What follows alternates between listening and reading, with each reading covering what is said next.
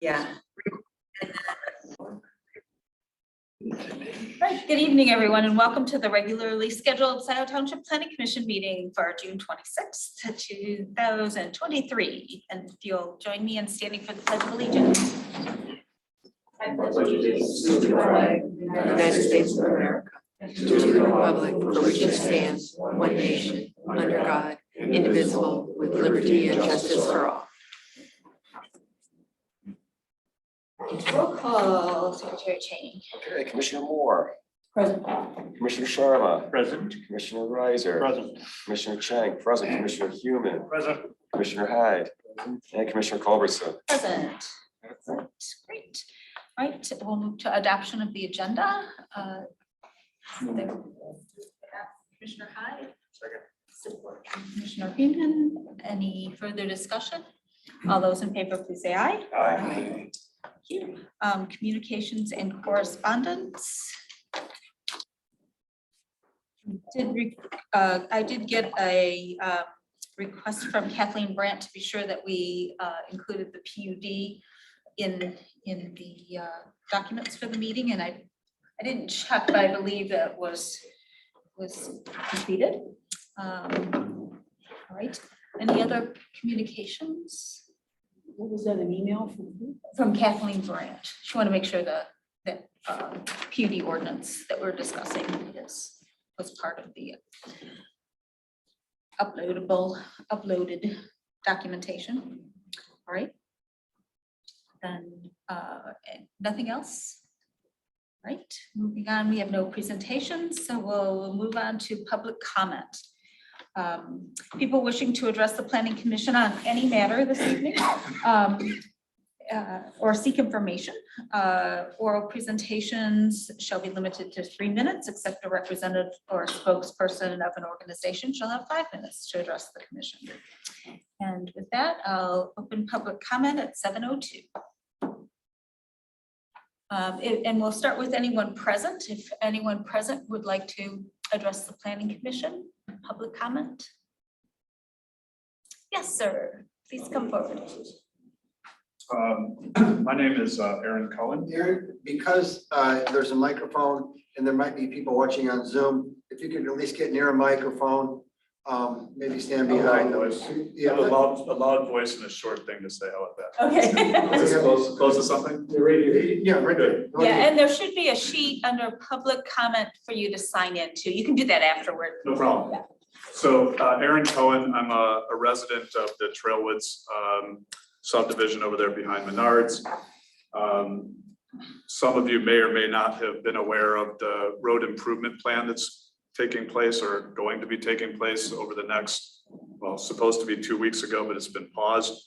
And basically the comment that I have is that it's frustrating as someone who lives here in Scio Township and in this community specifically, that there's a lack of transparency surrounding the road improvement plans. It's disheartening to see that the plans have or have not been approved without prior and proper communication and notification with the affected individuals with this plan. It's definitely not a direct reflection on this committee or the planner himself. It's that the lack of transparency of the entirety of the project, it erodes trust and undermines our community's faith in the process. So we as residents have a right to be informed and involved in matters that directly impact our lives, our property values, and the safety of our children. So I urge the planning committee to prioritize transparency, provide timely notifications when they have them, and engage in dialogue with the community to ensure that our voices are heard. So over the last few weeks, I've been involved in trying to find documents, dig through piles of boxes in the back there to find where certain approvals have or have not been made, and it's impossible to find. Members of our own government here have a hard time finding them if they are to be found at all. And so it's very difficult as someone who's being affected by a project like this without prior knowledge to not feel bait and switched by the developer, by the builders, and all of that hinges on the approval of this group right here, or at least it should, when these plans are being made. Excuse me? No, it Well- doesn't. But go Yeah, ahead. well, Go ahead. according to our master deed, it does. So where it says it needs approval by this committee, it does. Is that, am I mistaken? I think what Commissioner Moore was referring to is we're a recommending body to the trustees. Okay. So yes, we do recommend either approval or denial or with conditions of site plans. Yeah. But the final approval is trustees. So when our That master was- deed says it needs approval of the township planning committee, that's not you. Technically, it should say the board of trustees. Well, it doesn't, so Okay. that That's fine. technically then it needs to be changed, right? It does. And it would probably need approval by people to change that. That's kind of the point. What I was really saying is that road improvements don't come to us at all for It does recommendation. when they change and tear through open space that you approve. So they do need approval to go through open space within our community that was approved by the township in our PUD. So to change that, to put a road through there, it would have to at some point be approved by the township and the planning committee It is specifically. approved by the township, but I'm just telling you, the planning, unless it's part of a Again, development. it says it is part of the development. I'm just trying, you want to know how I to do, deal with the sorry, system? yeah, I'm trying to tell you. Yeah, We don't usually see those things unless it's part of a development. it is. And we do- Yeah, hang on just a second, because I think we're getting into, it sounds like there's some background that we don't Yeah, have. could you give some on this. context? I'm sorry, Mr. Cohen spoke to the road advisory committee Uh-huh, earlier this month. okay. Could you just give some more context for the planning commission? I don't think they're aware of, this is about the rerouting of Stabler Correct, Road, yeah. correct? Could you just give a little more context for us? So the short and long of it is, when people bought their houses, they were aware of a road improvement plan that was the paving of Park Road and the paving of Stabler Road. We found out probably going on 2 weeks ago that it was rerouting Stabler through open space that was part of the PUD, the development. And Oh, okay. in order to go through there, from what I understand, it needs proper approval and whatnot. So not to go back into that, but the point is, the committee, the Washtenaw County Road Commission asked the developer back in 2015 to make that a part of the plan to begin with, that they would replace both of the existing structures. For those that are not familiar, on Stabler, there's one, and on Park, there's one. They wanted to put one instead of two, so that it would save the county money as they maintain that road that is being gifted by the developer to the Washtenaw County Road Commission to build a road through there. Is that helpful context? So, Yes. It's the two structures he's referring to, Mr. Cohen, if you don't mind, are where Park Road and Stabler cross Honey Creek. Right. Both cross Honey Creek. okay, so it sounds like there are some changes that the road commission wanted or required, so. Mr. Juan, do you have, I think you've been aware of this a little bit. Do you want to say do we know what the status is? Or it sounds like some issues surrounding it. Yeah, we became aware of it upon Mr. Cohen's email to the township board. Planning commission, obviously, from your comments, we're not involved in this rerouting. We were aware that the road commission wanted some improvements. We didn't know what those improvements were going to end up being, and this is what it's ended up being.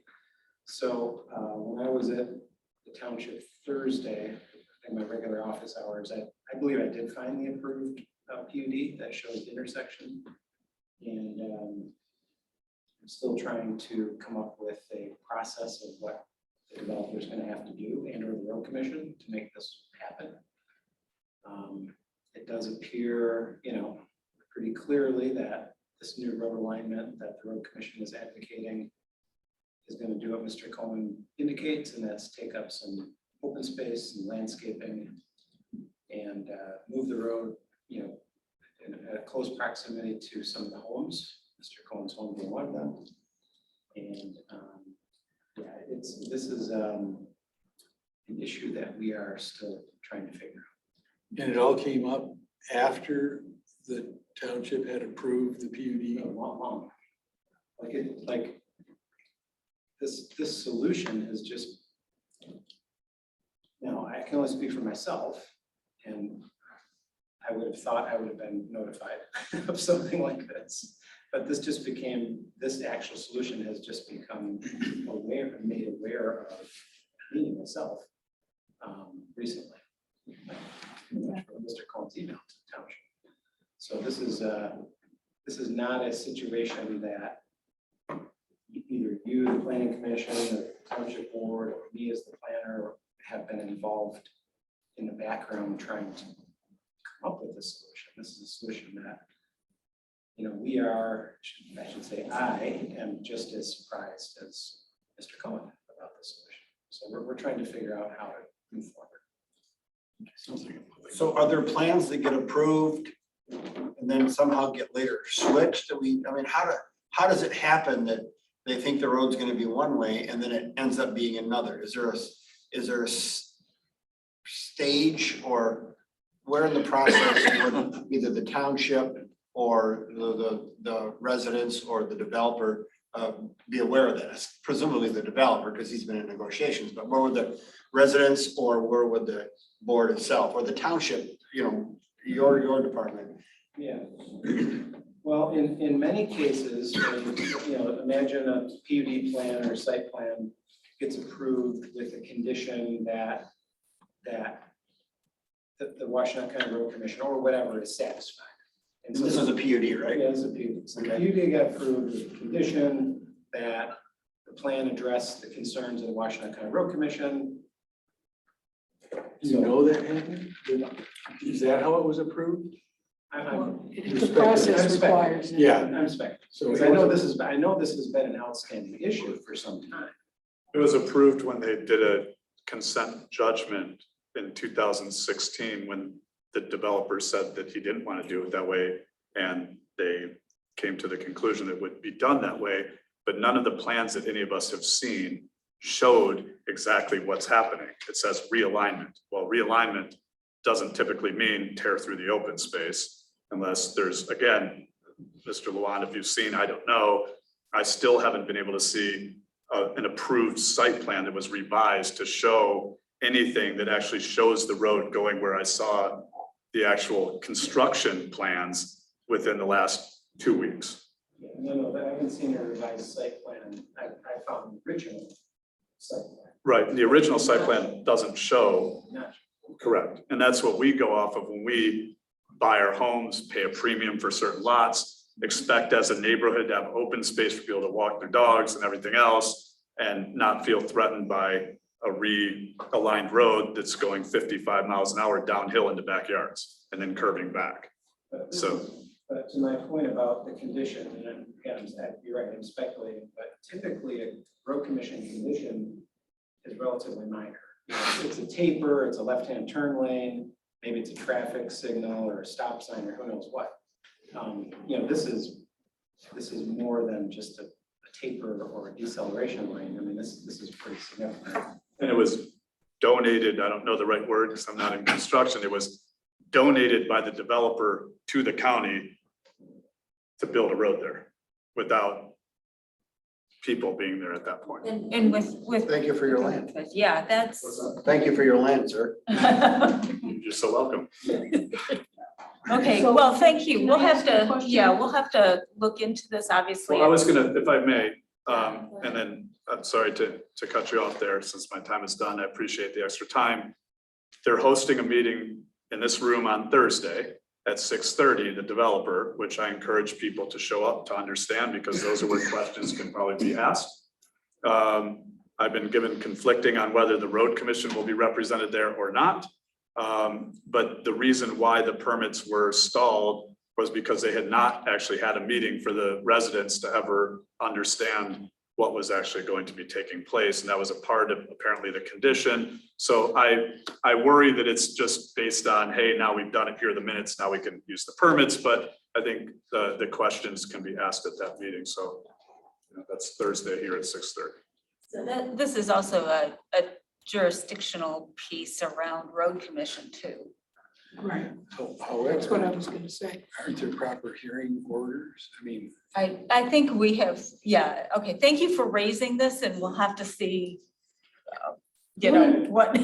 I was just gonna ask Mr. Luan, the Really? only way I would see this coming, because like I say, road improvements and that don't come to us normally unless it's part of a development.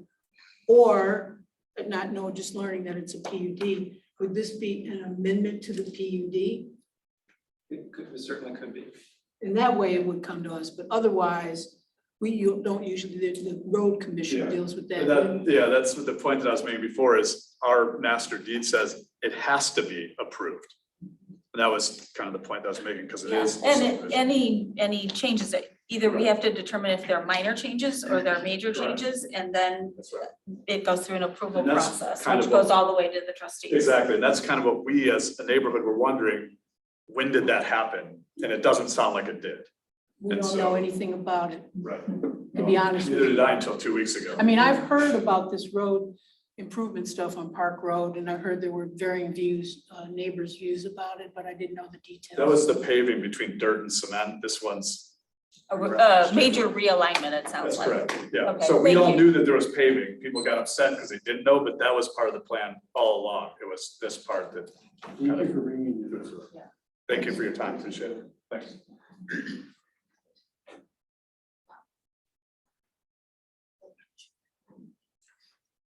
Anyone else present that would like to address the planning commission for public comment?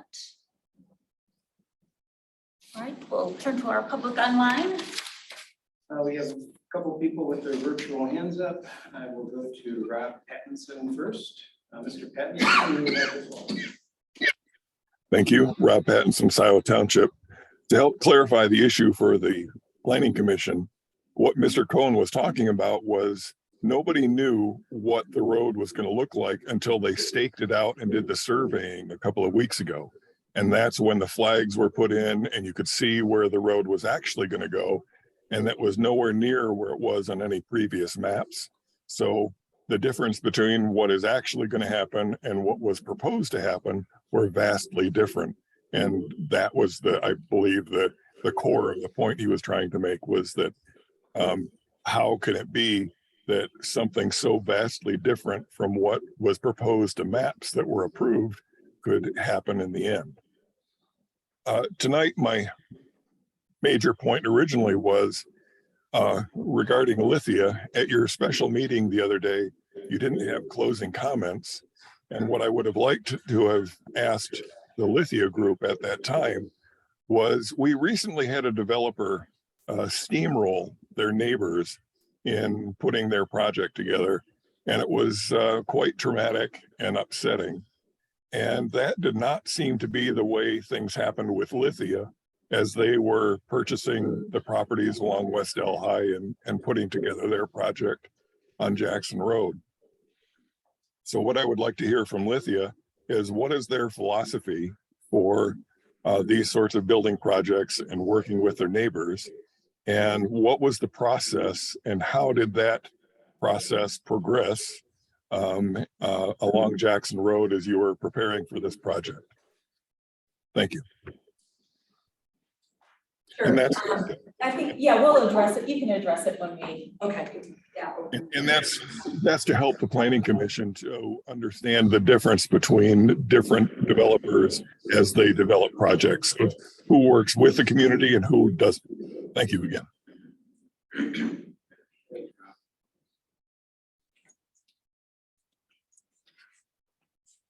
Okay, next up is, with the virtual hand up, is Jonathan, no last name.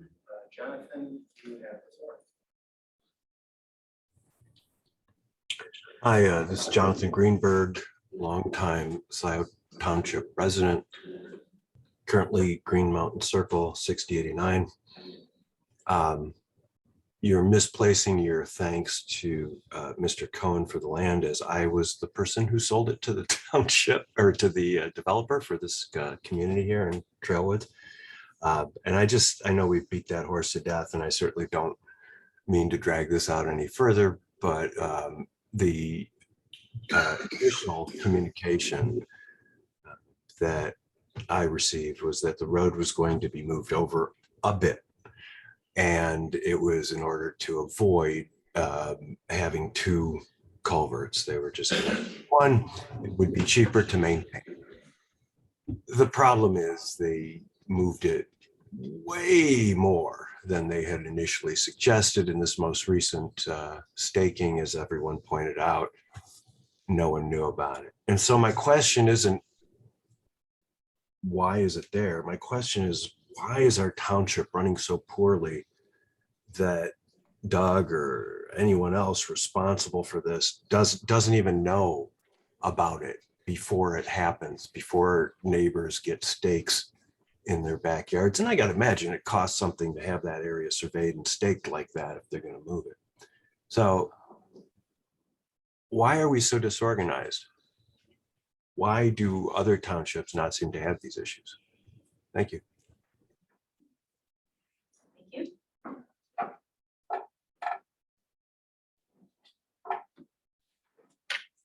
No other hands up.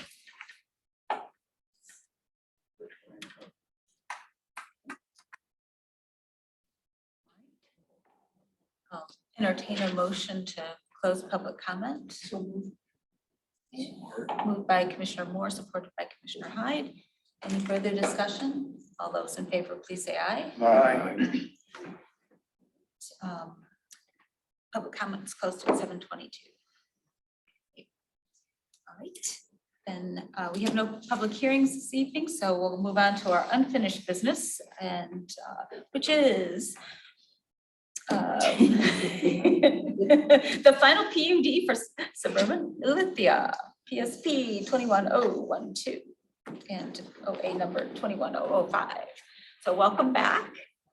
And, well, it's good to hear that that at least there was some good conversations with neighbors and so forth going through. So I know that isn't the core of anything this evening, but if you had some, quick comments on that, we certainly entertain them, from a lessons learned working with the community kind of thing. Sure.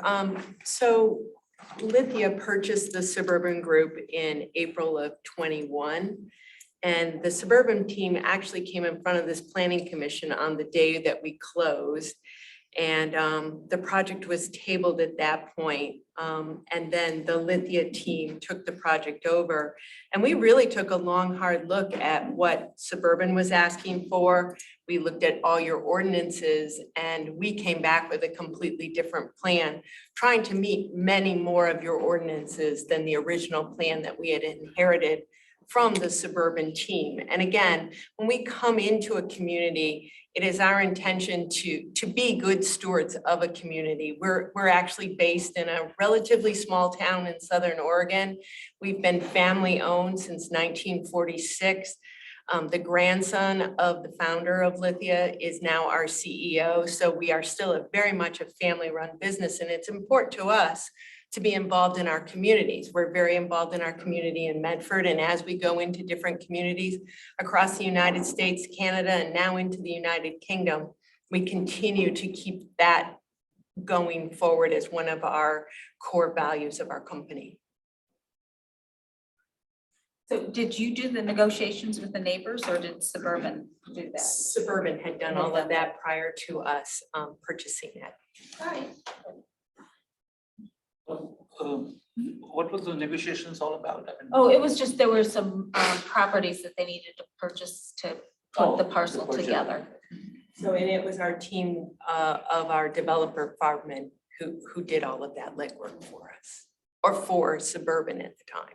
I think that process included multiple meetings with all of the residents, trying to bring them all to a consensus, let them know what the project was all about, what they were trying to accomplish, so that, it wasn't like we were dealing with one property owner over here and one property owner over there. It was really a collaborative effort across the board as it relates to the acquisition of the properties. Thank you. So welcome back, and we have 7 members this evening. So I think we did get a memo from Mr. Luan, and I'm gonna kind of ask him to just briefly outline the memo, because I think it does a good job of saying kind of where the status of things are. And then we can move into identifying, you know, the issues, and I think you've probably done some thinking too. What? I was gonna say, I didn't see a new memo. The Oh, last the- memo was June 1st. Oh, I thought you did. Oh, sorry, We got 5 versions, the last of which is. June 1st. Sorry. Okay, then, If I could just Yeah, go kind ahead. of do a synopsis, if that's okay, Wrap of up. where we left off. okay. Okay, Sure. I think we talked about a lot. I think we resolved the issues about the trees and the relocation and the planting of the trees and shrubs, and we commission agreed with that. Although Not all of us. not all of us, that's true. And then a big portion of our conversation was about community benefits, and we identified 8 community benefits. Did you want me to mention those? Yeah. Okay, So, EV park with 12 charging stations at level 3. All electric buildings with heat pumps, air to air. Annual net zero carbon report to Scio Township.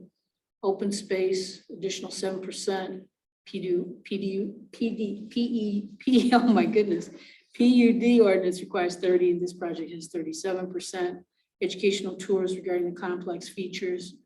And Suburban or Lithia will work with the PPP for educational content. Native plantings above requirements, stormwater system, low impact system, well above best practices, and donation to utilities or fire department.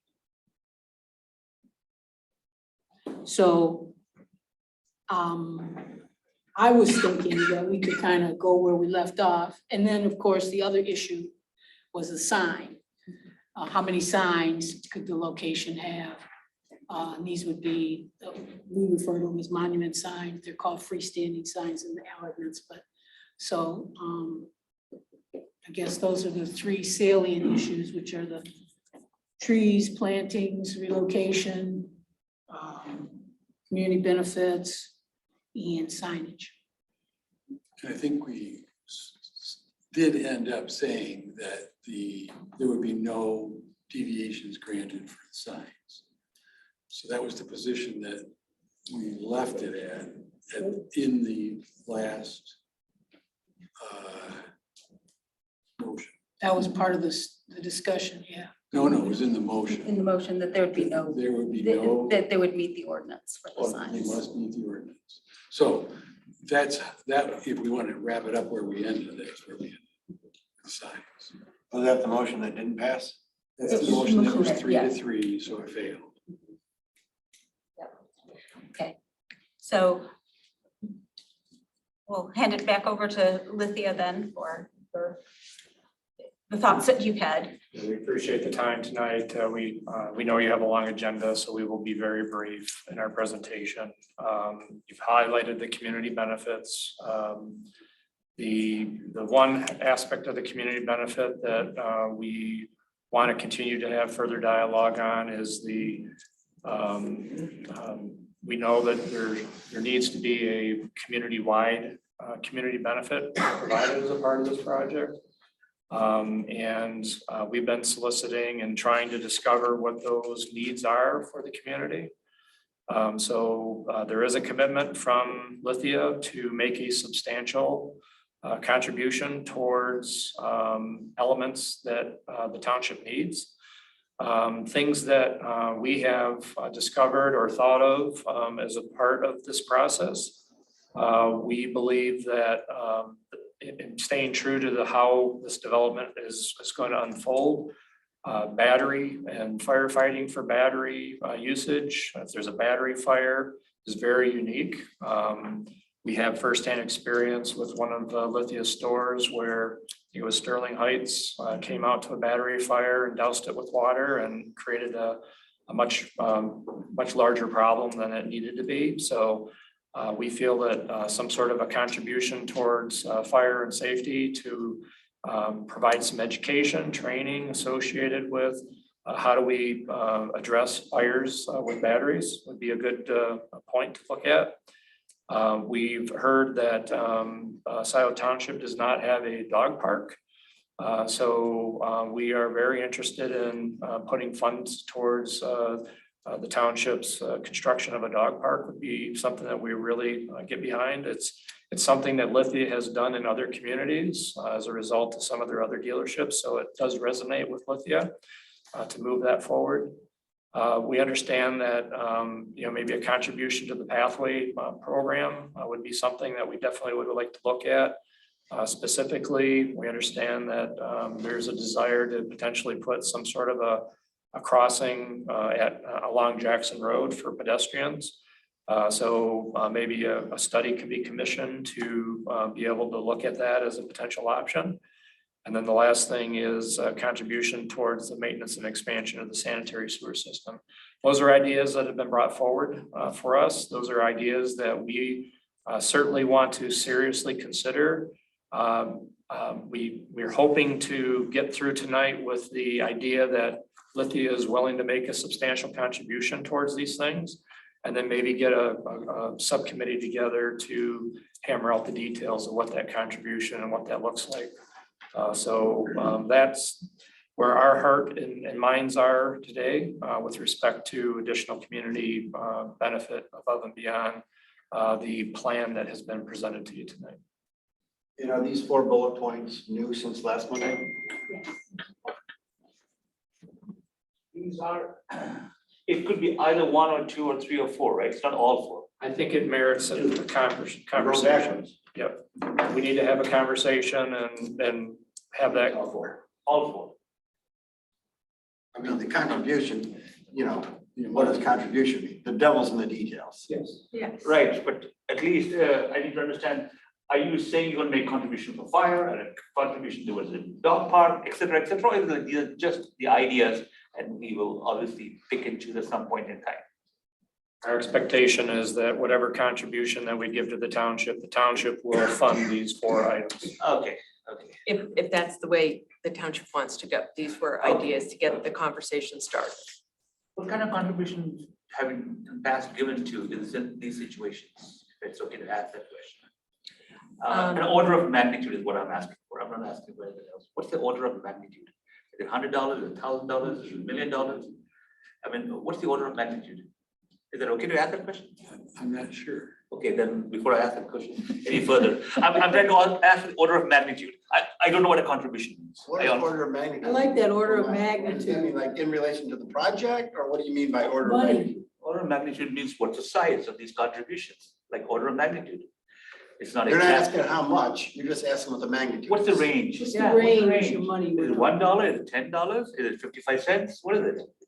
Is it $100? Is Well, we it know it's $1,000? none of those. Yeah, an order of magnitude is really what I'm trying to understand. What does the contribution mean? I don't know what it means.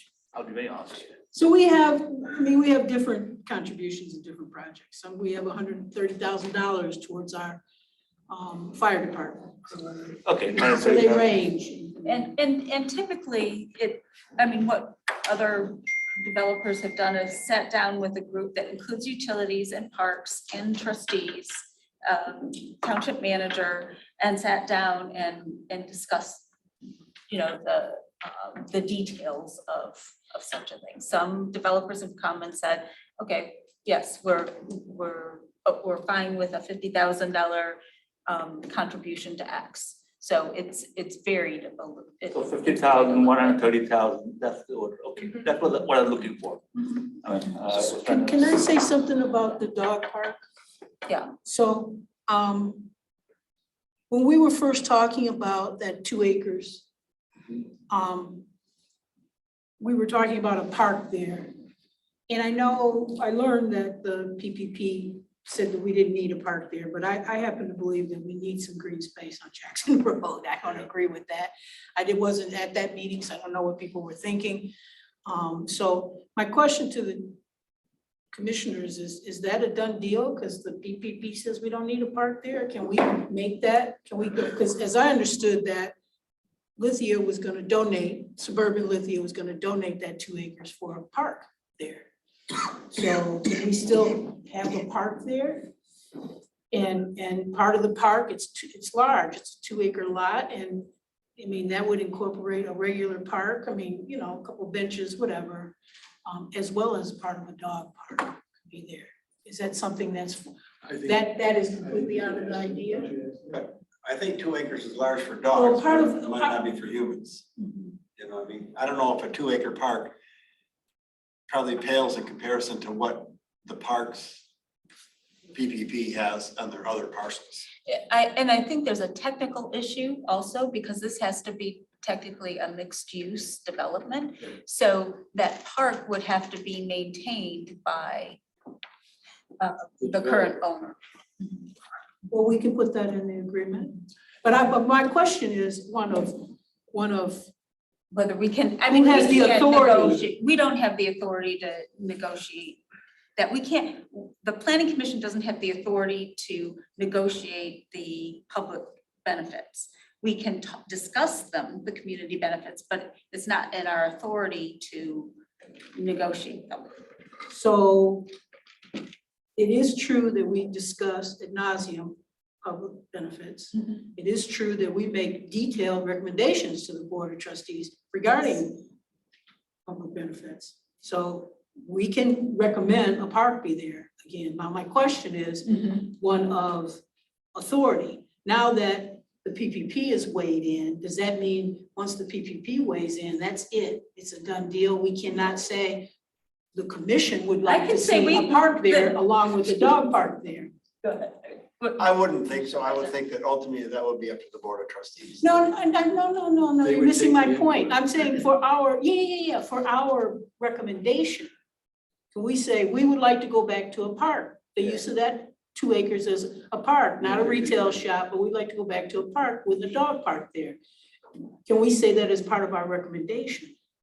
Or is it just when the Maybe we could vote PPP on it. ruled, that's it? But Hang on, let's, I just, for clarification, it keeps being brought up for PPP, but PPP is new this year, so PPP has never heard of this proposal. So whoever it was a year and a half or 2 years ago, I don't know where they may have looked at it as parks Well, that's in what open I was space, but it told. wasn't PPP. I believe it might have been the DDA, So Oh, now it's the DDA, okay. actually. I believe it was the DDA. yeah, Okay, so do you know if the DDA has the final say on that? Or, okay, so I hear you say, of course not. Okay, they don't. So I guess the question for the commission, if that's something we thought was beneficial to the community, could we put that in our recommendation to the Board of Trustees? How would they achieve the mixed use requirement though? That's a good question. because a That- park is different than an auto dealership and it's a mixed use, I would think, or is that right, Doug? Well, I think, Is part auto dealer, part park a mixed use? Question mark. Let me look up the term.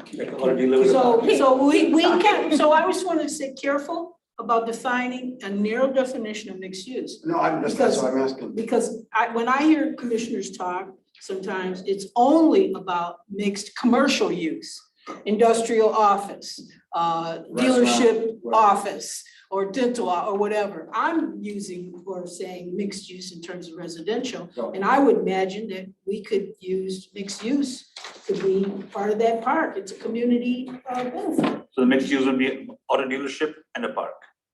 That's your. They were originally gonna We should donate that also- property to yeah. us for the purpose of a park. but the donated property would be a part of a mixed use, so, but I think we need to also, See what It's- they it- think. How is the See what our donated, applicants- how is the donated property not a part of the mixed because it use? would It no isn't part longer of the be under their property. ownership, it wouldn't be a part of the PUD. But who's saying we're asking them to donate it anymore? They could put a park in that they Yeah, that's what- own. That's the maintain. point. Jan is saying. I'm not That's the asking for point. their parkland. I'm not trying to squeeze land out of them. We've already done that to Aaron Cohen. But, I don't mean that literally. Is that an aside? But yeah, but I mean, That's a I'm saying statement. make it a requirement as a community benefit, potential. So how long is this benefit allowed to stay like the park? Like forever or? Yes. Yeah, because they, Without well, it modifying wouldn't the have to come PUD. back as a You'd PUD. have to modify the. Major- So it belongs to them, so can they? But I'm not sure, I mean, we should hear from, Yeah. Right. the applicant, because obviously I mean, it needs to be something that both parties. And so I have a question, Doug and Jan and other commissioners. Like the actual contributions, it seems, I don't know if it's appropriate or inappropriate to talk about what the dollar numbers are, or to leave that to Mariah Fink and their developer to work out based on, but you know, how does We don't that- usually get into based the on other dollar amounts. What's that? We don't usually get into the Yeah, dollar amounts in so- our so- work. We just say donation to the Right. utilities. So And we let the BOT, I mean, unless I'm not commissioners. prepared, or I don't even think it's appropriate to get into specific dollar signs. I support contributions for all of these, and I know a dog park is under $10,000, but contributions towards maintenance and expansion of sanitary sewer system might be more than that, probably is more than that. Fire and rescue department, I don't know what that's gonna be. I mean, I think that's important, especially for EV fires. And then a pedestrian crosswalk at Jackson Road. Is Jackson Road a trunk line? MDOT trunk line, or is that our county road? It's a county. County. Okay. Why should I cover? So I don't know, It's a minor arterial. I think is what it's technically. so I don't know if that's a $20,000 project or $100,000 project, depending on what kind of lights or crosswalks or beacons or It's- curbing. I don't know what it It's is. more than, what are the ones in Ann Arbor? Call them hawks. I Yeah, think they're, do you know how much they I are? have no idea. But, so I would, I'm okay with all of it. I'm- I like that these things have been added since last time, and I thank them for their flexibility. I'm fine with leaving the details up to our township attorney to negotiate on our behalf. So I see some positives to these. Contribution towards the development of a dog park versus a dog park in situ or on the location, that's something we might want to talk about. Yeah, and, okay. I'll hand it back to you folks to. Just a couple of respond. thoughts. One, a dog park and kind of like that downtown corridor, we just don't believe goes well. It really is just more of a passive type activity. And so a contribution of being able to construct it, you know, maybe an existing parkland would be the most appropriate. And as far as the history goes, obviously this project has been before you for quite some time. We started off with the park on what we call Unit 4, the western parcel. And there wasn't any desire on the part of the community to have a park there. So we pivoted, and that's where the generation of EV Park came from. EV Park wasn't a part of the project when we were considering the western parcel as a park. So we looked at it as the EV Park was really replacing that park condition, because you guys wanted to make sure that the developers were maintaining it and all those sorts of things. So that's kind of the history of how it evolved. So to go back to creating a park out of this parcel, I think we're willing to discuss that, but we're not interested in building a park that the developer has to maintain in perpetuity on that property. It's So I've met you before I knew Lithia existed, and I was way beyond the first folks that you met with. And I can remember talking about EV and park in the same breath, but I hear what your position is today, because you moved on, you're looking at possible retailers, et cetera. But I just want to say, when we were discussing a park there, using that property, we were also talking about EV, but I get what you're saying. And yeah, I guess I'd like to say is, I think as we look at, there are some other parcels along Jackson Road that might be, because this parcel, I mean, I hope that LOI with the daycare center works out, just because I think that would be a really, having a daycare center on a major transit route is something that doesn't happen very often, but yeah. There's, and there is a lack of childcare services for sure. So, you know, and the other thing is it would require them to go back through the PUD process again. I mean, they'd have to redo drawings and all of that. And I think if we hear them say they don't want to maintain the park. So that's an issue. So Yeah, go ahead, do you wanna? I feel like it's been handled just a very couple messily. points, I would agree with Commissioner Moore that the planning commission is more, speaking in generalities when it comes to the public benefit, particularly the cost part of the public benefit, and those would be negotiated before it gets to the township board. So I agree with that statement. And then with regard to the mixed use nature, there's the PUD section of the zoning ordinance simply says mixed use as a PUD. But because it is a PUD, we can pretty much do anything we want. However, it does say mixed use in keeping with the master plan. And the master plan doesn't call for parkland on Jackson Road, so that there might be a little inconsistency there. And when you say it's, you're talking about the ordinance says just mixed use. It says mixed use in conformance with the master plan. That's a note for So later there's on two- discussion. Two strikes against having that outlot parcel be And in a the, park. and the master plan defines mixed use? You Yeah. said it, It talks about different uses. Put it in a mixed use. but it just like IE, Yeah. or it's not exclusive of. Yeah, and then it talks about in conformance with the master plan calls for that area to be industrial. I think I have one more than industrial, perhaps commercial.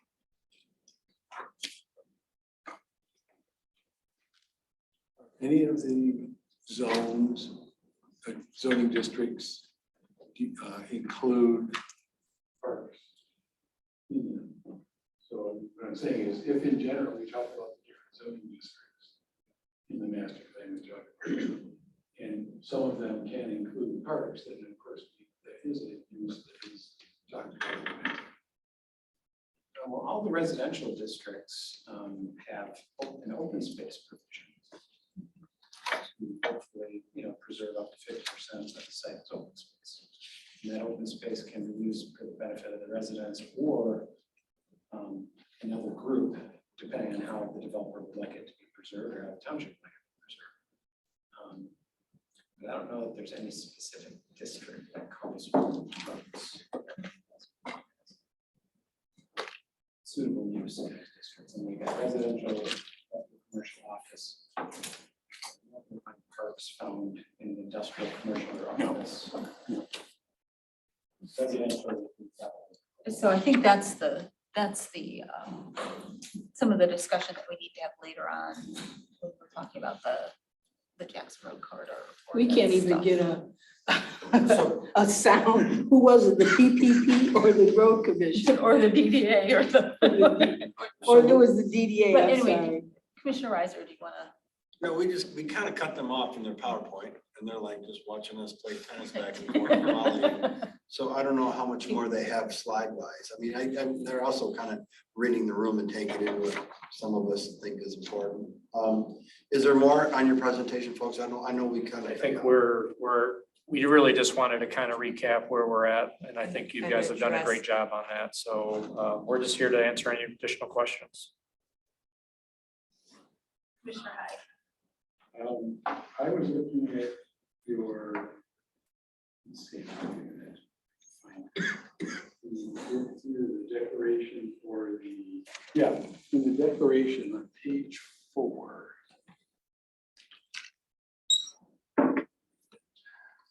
You have section 4.3.d. There, I see that your stormwater management system can be revised at any time by you without coming back to us to put in an underground retention system instead of the detention pond or any of the drainage systems. So I'm wondering what that's about. Why is that in there? And had we discussed that at all? I didn't remember hearing it. So if it We're gonna looks, fly spec the agreement. Which doc are you looking at? It's the development agreement, It's the the- draft The development. draft, which Mariah's gonna be looking at. it's the draft of Wouldn't, Declaration of covenants, conditions, easements, and restrictions. And what was the section? Section 4.3D. And it specifically says, the declarant reserves the right at any time, subject only to approval of all government and quasi-government authorities having jurisdiction, no approval being required by any owner, to replace the detention pond with an underground storm retention basin of equilibrium capacity. Maybe that's saying that they have to come back to us. They would, by the PUD ordinance, they would. I mean, you could, that just wouldn't fly with the Well, this is development. part of the PUD. I mean, this document It's becomes agreement. an agreement. And so if they say they can do something and without, they would have to come yeah, back. because we're approving the site plan as is. Sounds like they'd have to come back, the way that's written. And I'll also say, Jim and Ryan Fink will be reviewing this in detail. And typically Jim and I will have some conversations about these kinds of issues. Okay, good. And to make sure that we're not getting, because sometimes these development agreements are somewhat boilerplate. Yeah. And, Okay. I did have one other item, and I think you communicated it, and that was the hours of the EV park seemed a little vague, and for it to truly function for EV charging for people at different hours. So Yeah, what we did is we took a look at your current Scio Township park hours, and they are sunrise to sunset. so you're not gonna charge after sunset. That makes no sense whatsoever. It's a different purpose than a park that you're doing outdoor And I activities think in. the other Yeah. comment was that we then could follow the hours of our dealerships, which are 7 AM till 8. 6 PM on most nights, 8 PM on. Yeah. I think the language following that was whichever is more restricted. Right. So if someone's driving cross-country on 94, which is really close, and they want to get off at 10 o'clock at night and charge their car, they won't be able to do so?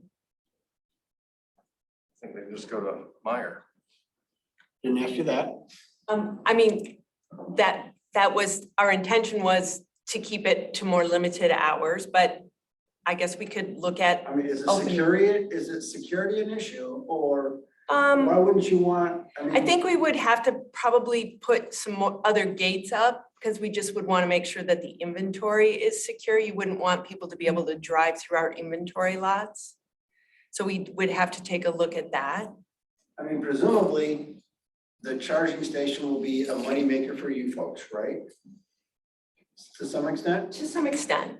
And so wouldn't it behoove you or be in your benefit to have people charging there, or was it you worried about the miscreants at night?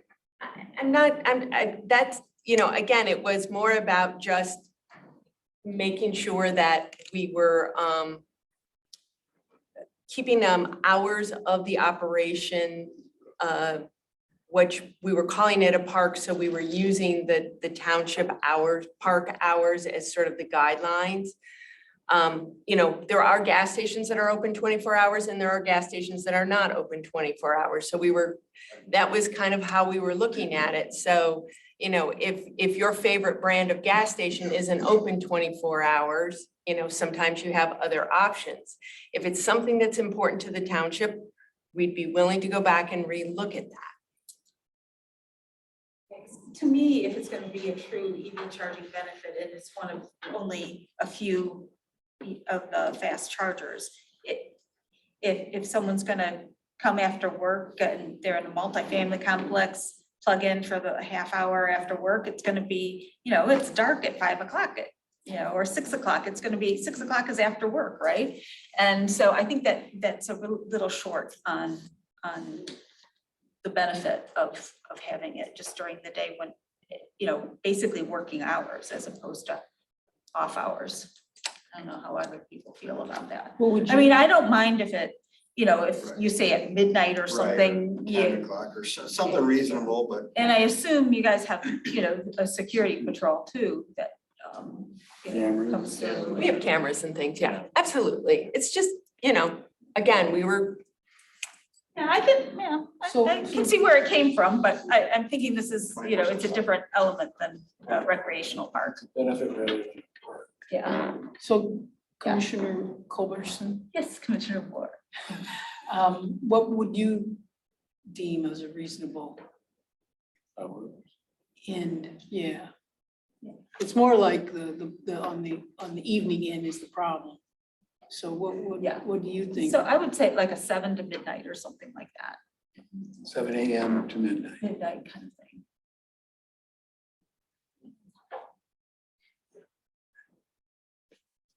You're not gonna have truckers pulling in, you know?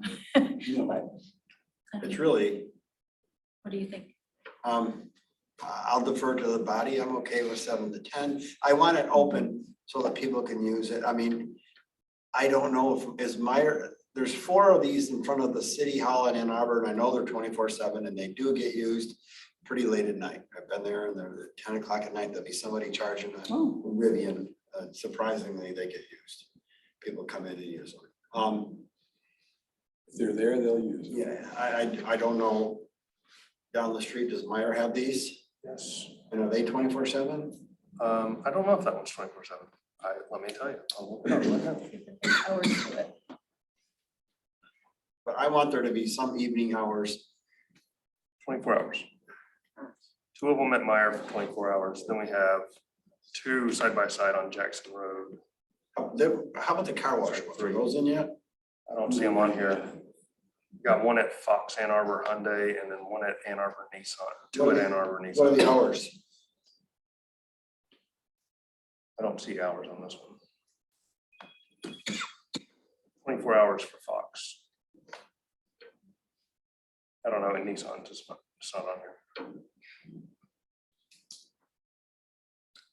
Other thoughts?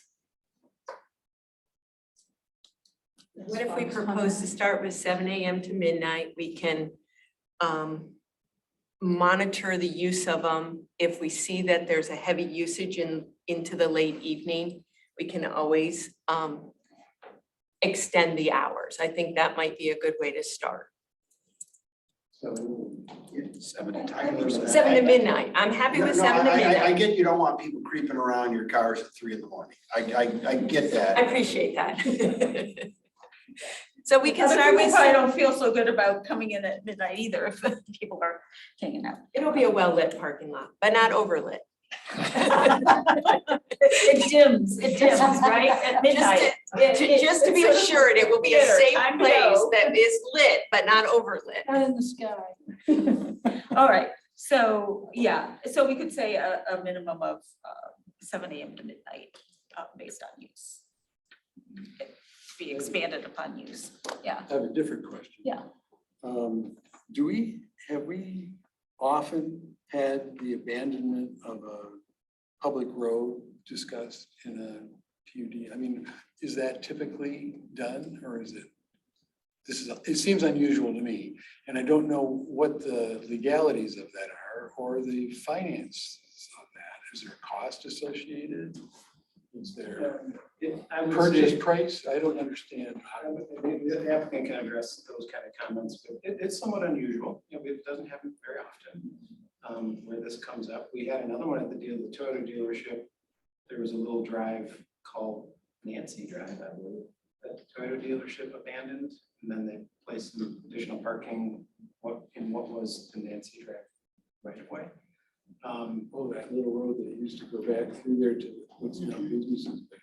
Yeah, there used to be a couple of houses back there, and this house got sold, actually bought by Toyota, and so there was no need for that road anymore. So it happens, it's not common. This is an odd occurrence. I think the applicant can address this in more detail, but I think they are, you know, they're gonna make it work with or without that road being abandoned.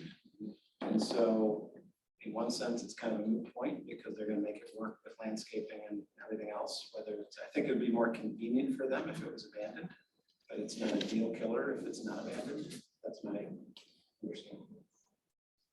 And this is being done in the same manner as has been done before.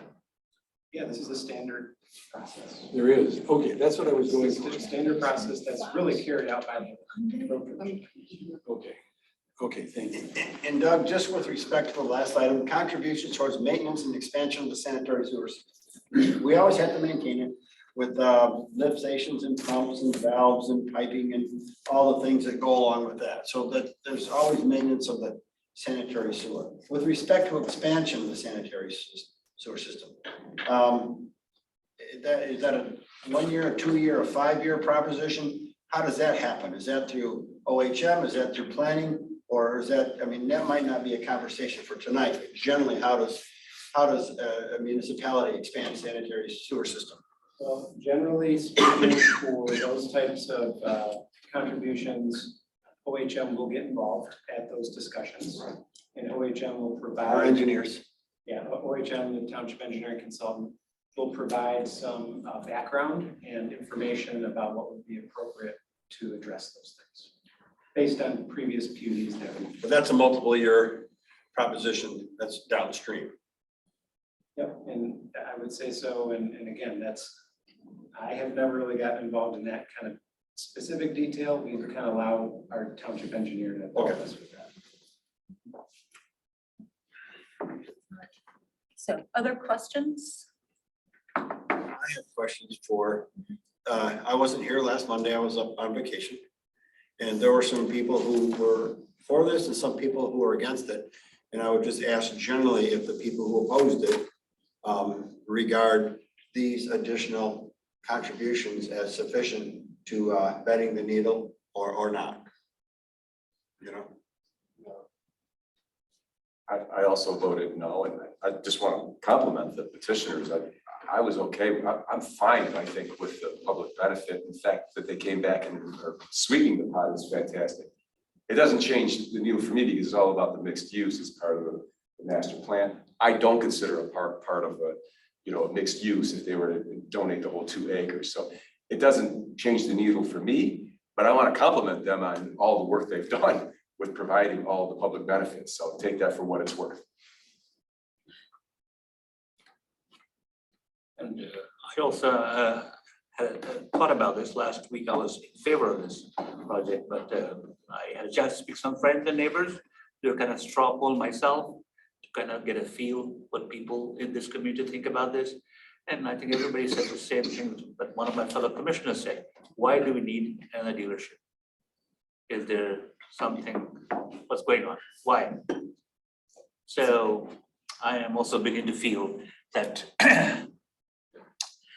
some of the benefits on paper last week, these ones may be all attractive on paper, but long-term may not be necessarily good for the health of the community. We need anything else but a dealership, but a storage facility, but an industrial, like manufacturing. We need something outside of these 3 areas. So that may be U-turn in my opinion, but I wanted to kind of bring it up.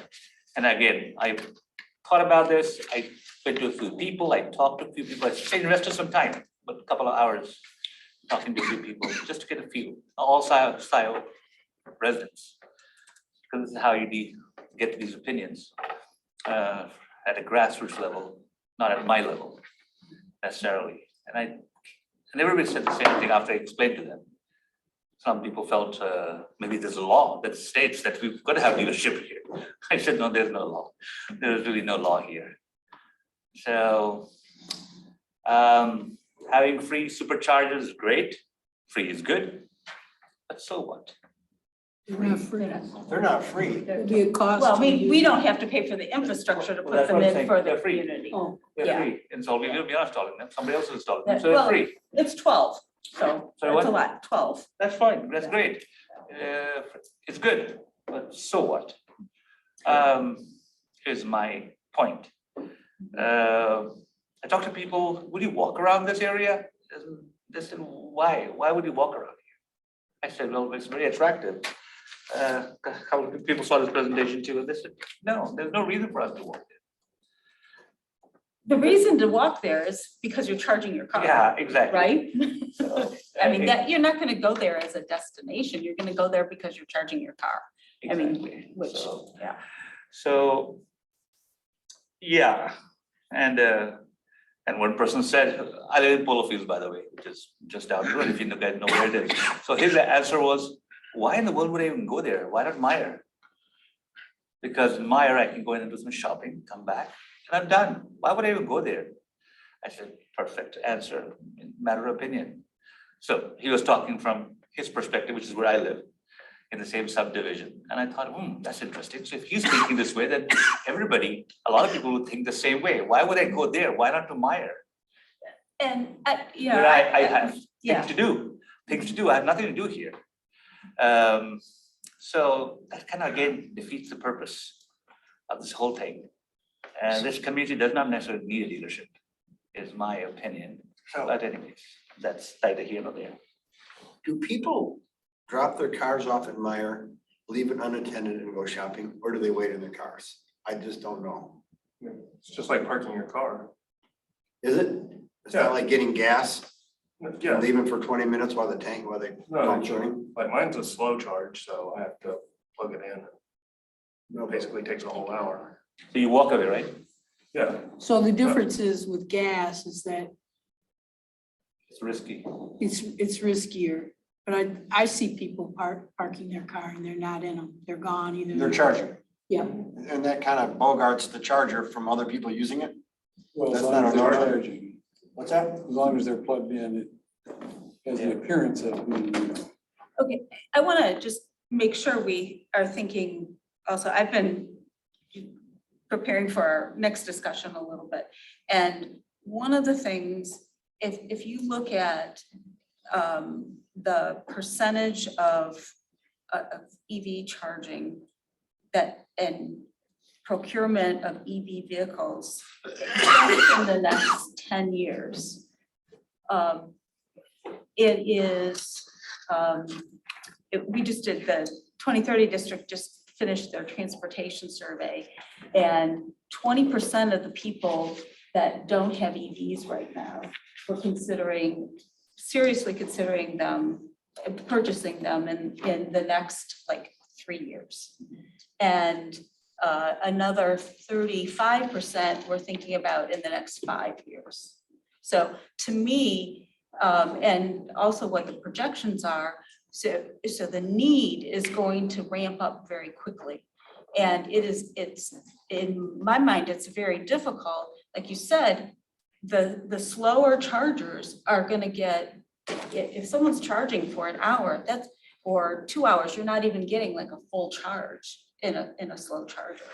You know, you need, overnight, or sometimes up to 4 or 5 hours to get even an 80% charge. So the idea of having fast chargers and a group of fast chargers together, because you can go to one location, the odds of having that open are very high. Greater. Yeah, so it's easy to come, if you're multifamily, it's going to be very hard to get that infrastructure in existing multifamily, which we have groups of. It's also, even the township was looking at trying to get some charging stations and how expensive it is to bring in the infrastructure for the charging stations. So when they talk about $1 million investment in the EV park, a lot of that is around the charging piece. So I think I want to make sure that we're thinking not necessarily about the status quo, but where we're headed.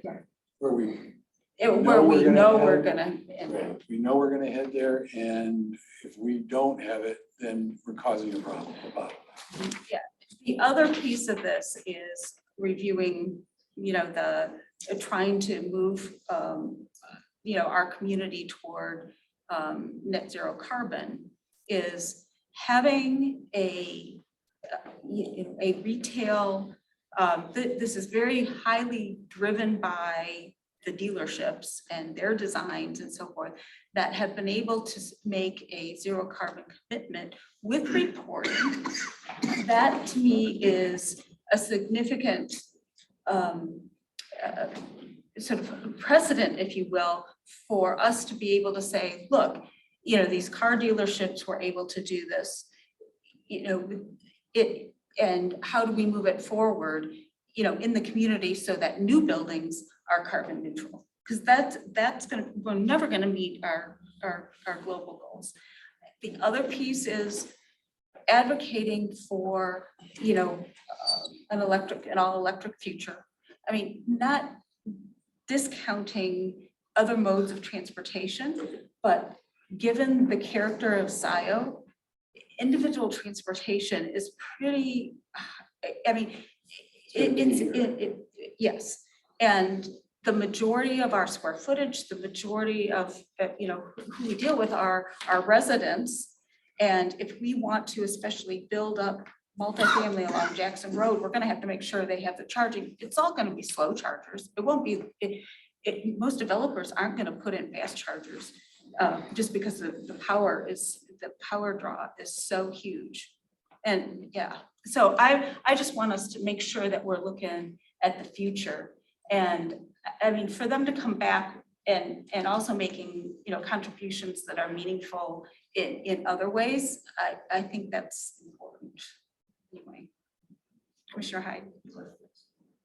I also would say that having additional dealerships on the one hand may seem like we don't need them, but what we're getting from this proposal is the commitment to the electric end of the spectrum rather than gas and diesel vehicles. They're going to be pushing the electric vehicles, these, I'm going to say 3 manufacturers.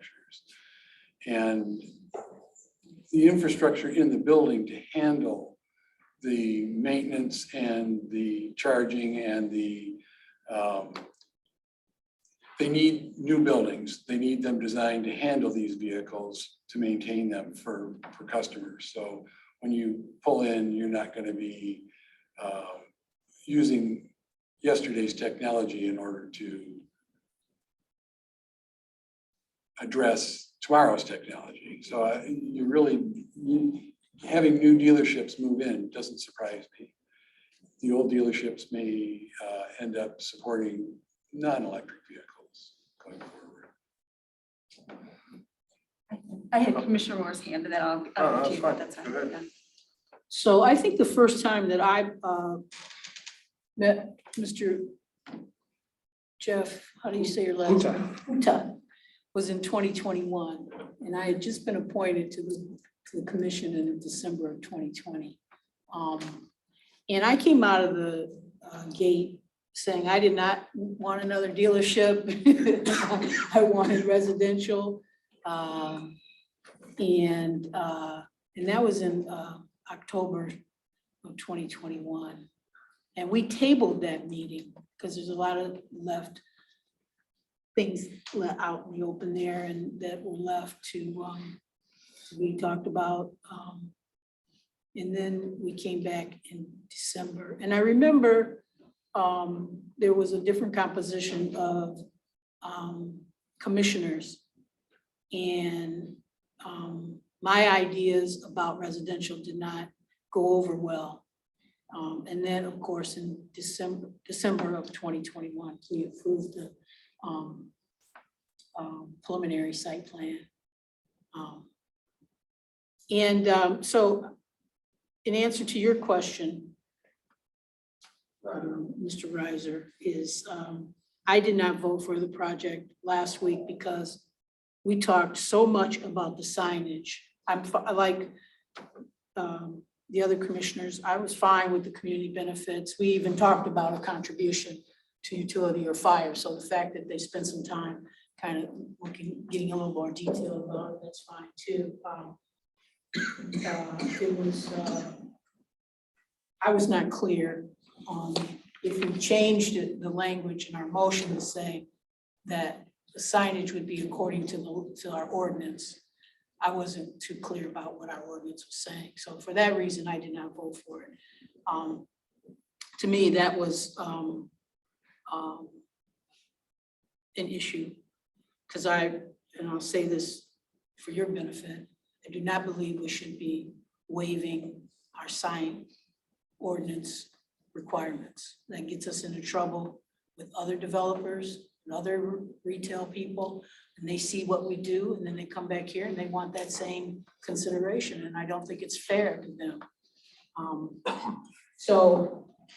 Tonight I will be in favor of the project, particularly the signage, the language that I believe Commissioner Culbertson came up with, that the signage would be according to our ordinance.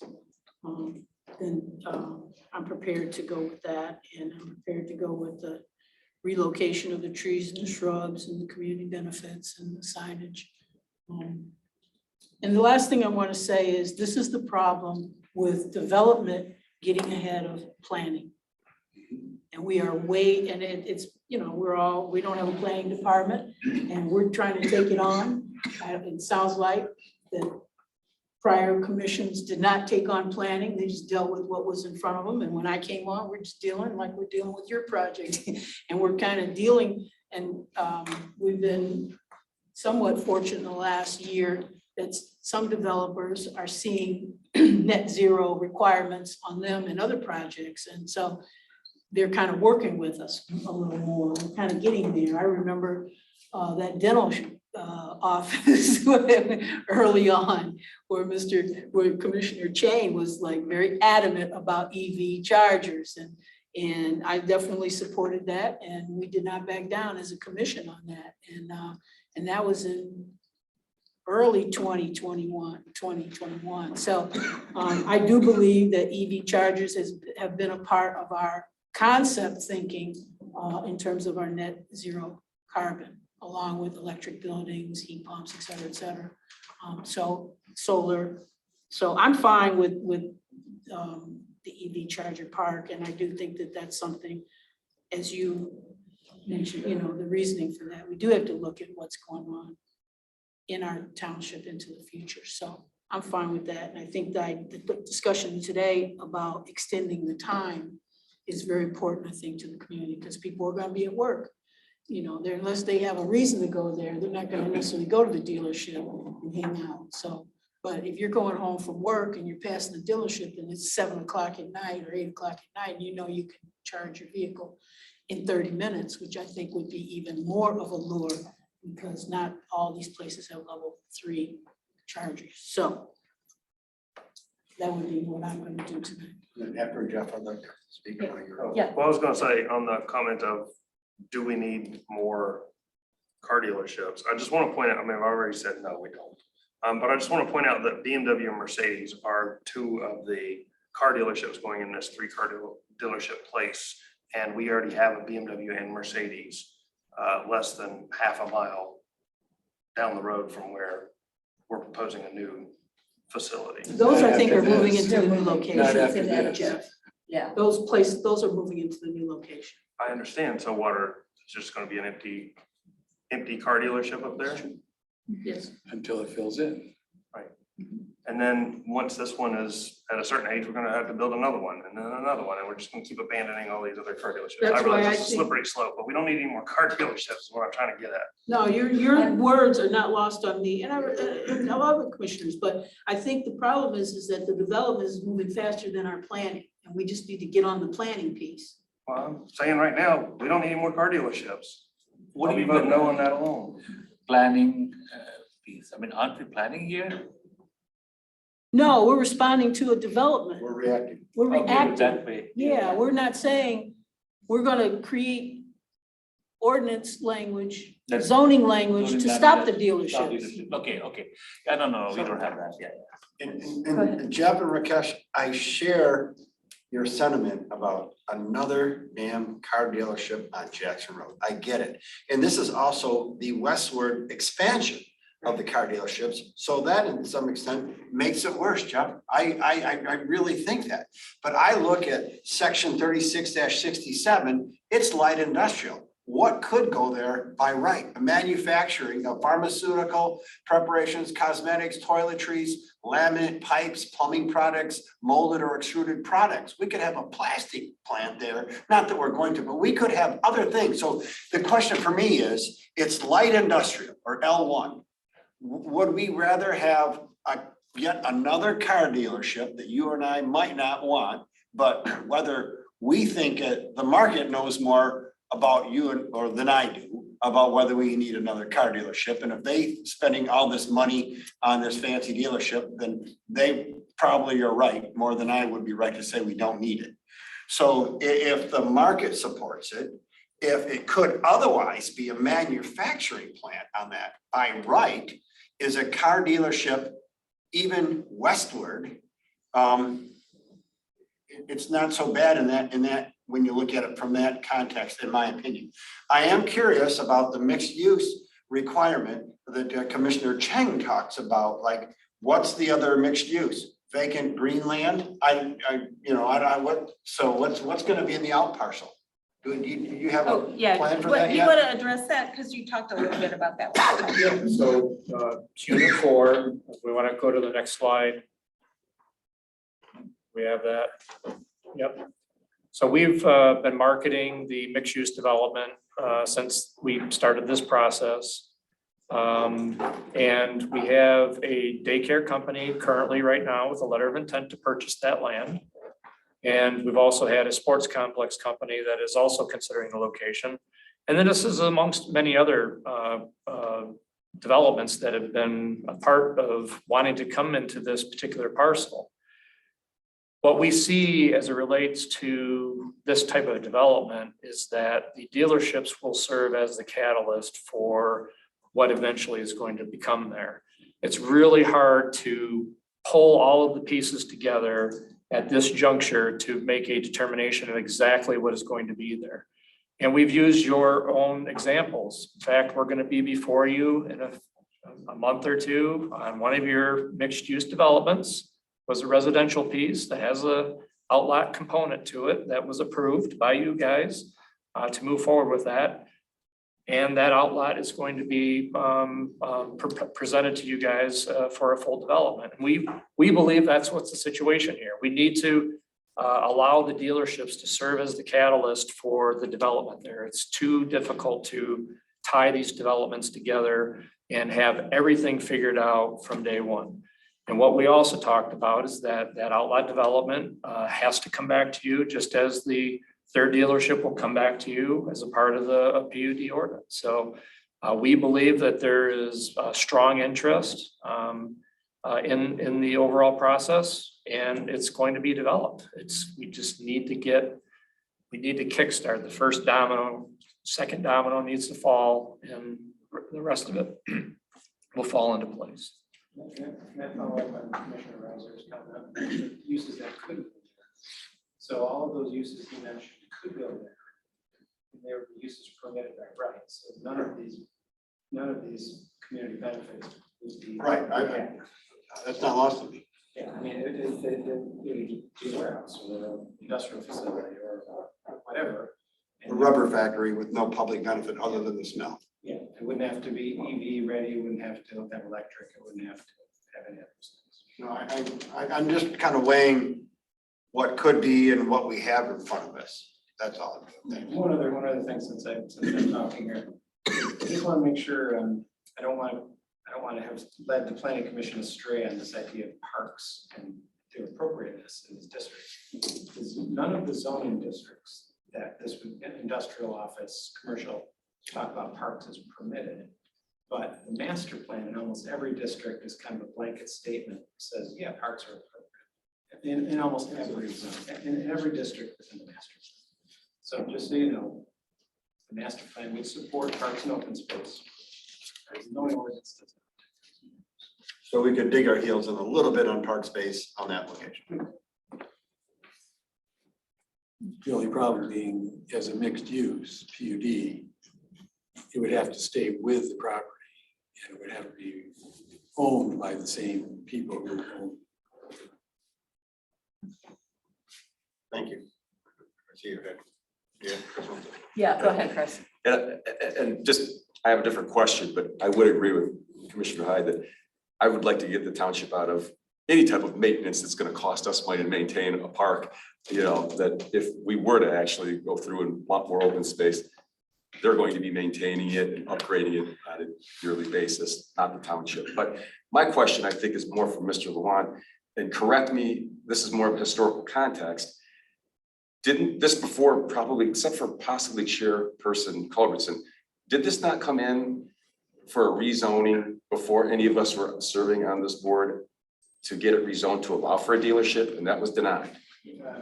It came before the planning commission when it was suburban, not Lithia. And they did request a straight rezoning to C4. Planning commission recommended denial. And it never went forward. The applicant never pushed it onto the township board. They said, hey, we got to regroup, try to figure out a different way to do this. And so from my perspective, I look at it, so they were technically denied. No, it wasn't technically. Recommended. Recommended. Recommended by the planning commission then for denial. So that's where, I mean, they have every right to know where my position is. Well, it was denied for a dealership there. I'm going to presume because it wasn't meeting the master plan. Was it discussed at that time? Why was it denied for the rezoning? I was there. Exactly, I think Okay. besides. And I mean, part of it was the ability for it to come back as a mixed use and not wanting to have just straight dealerships. Something else. So, Yeah, that it would need to be combined with something, and it needed to be, because if it was rezoned, it could come in without any other benefits. And I mean, my feeling is it needed to be something that was, a future forward kind of development and not another, just, we just didn't want more of the same. We wanted something that was different. and so my concern is, I think the two dealerships will be constructed. I'm very pleased that they're going to be like, carbon neutral. But then I think possibly the Land Rover comes in and we still don't have the mixed use, although I'll be really, really happy if you come back in and I see that childcare center as part of the site plan when it comes in, or some of their mixed use, then, I can be swayed. But until then, I'm still where I'm at. So, and, I just want to let you know that's where I stand at this time. So would they need to know now what they want to put there? Or would they need to commit to something? No, I think anything they put on the site plan, I don't. They care did if commit it's a- to, through the BOT, they did commit to a list of kind of businesses that could go in here. My sense is, I think when we discussed like the outlaws at Meyer, it could be 5, 6, 7. I don't know when there's something going to be on that site. So I'd feel more comfortable if there was a site plan associated with this for that mixed use. Yeah. I think it's going to be a vacant lot for years to come. I hope I'm wrong, but I don't know that. Nobody can predict the future, but this could come back and, next summer, and we've got a third dealership and a mixed use there. Hey, I'm a happy camper then. At least we got something out of it to meet the master plan. But is a So vacant that's- lot better than a storage unit or a car wash or a Yeah, shed? storage unit. You know what I mean? Can't be a storage unit. No, my point is, But vacant lots, it could be worse than a vacant lot And I want to, so one thing, Commissioner Reiser, that for a you- while. one of the things, Commissioner Reiser, you alluded to are smelly aspects of an I-1, but I am pretty sure that there's a private nuisance. Of course, no, I agree. I'd be a little hyperbole. I was hyperbolic, but to some extent, but I'm just saying, it could be worse than a car dealership in an industrial zone. That's all I'm saying. Well, that's where we come in and that is what our job, right? No, by right. no, it is By right, not our right job. now. If it's by right, it's by. They don't even have to come before us. Well, they do for the site plan, but the use, you can't, yeah. So what we're saying is you could put other things on that piece of property that it would be a Less lot desirable less to desirable, some and of we us. couldn't say, I mean, it'd be very difficult for us to, and I do want to get to our planning too. So I don't know if there are other items that people want. I would just say that this outline lot issue predates me beyond this commission, because I don't know when Meyer was built, but their outlots were built at least 5 years later. Or more than that. Well, Yeah. these are, so Yeah, go ahead. two different situations. The Meyer outlets weren't contingent, like Meyer's didn't get built contingent on the outlets. Those all meet zoning, there's a zone C2, retail uses, they're just being split up and built. So those just happen to be outlets, they're not In this case, we're making this contingent on mixed use. The Myers are just a bunch of outlots that they may or may not, they never had to be developed. They could still be made. There was no one really even necessarily wanted them developed. Now, the one, and I mentioned this before, I'll just mention it again. This is not without precedent in Scio Township in that the condo project south of Myers was built as a mixed use under the Jackson Road Overlay District as a conditional use because we allow mixed use, certain districts to allow mixed use without a PUD. And there was the same exact conversation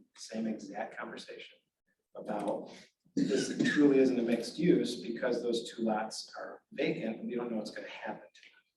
The Planning Commission ultimately and Township Board ultimately agreed that as long as they could be used in a commercial manner, that we would consider it a mixed use. The condos to the west of Coney Island and soon to be another restaurant, those condos were not permitted in that district.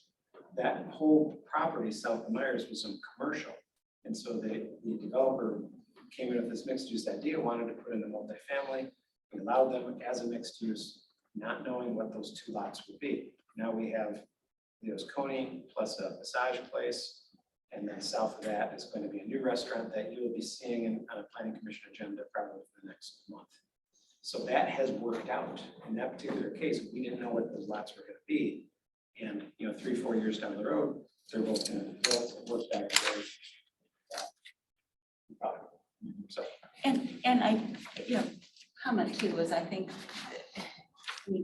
this is, in my opinion, it's a very, it's going to be as far as car dealership, even though it isn't going to be anything like any of the other car dealerships, and it's going to be a very attractive development, and which also makes that outlot more attractive to be a part of something that has, the sustainability pieces to it.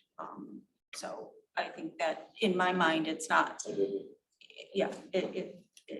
there's more marketability there.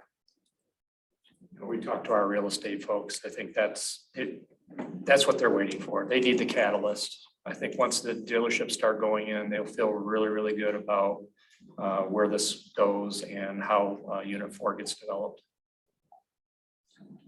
You guys have a lot of experience in that positively. I don't know too many outlots in spectacular developments such as this that don't get developed.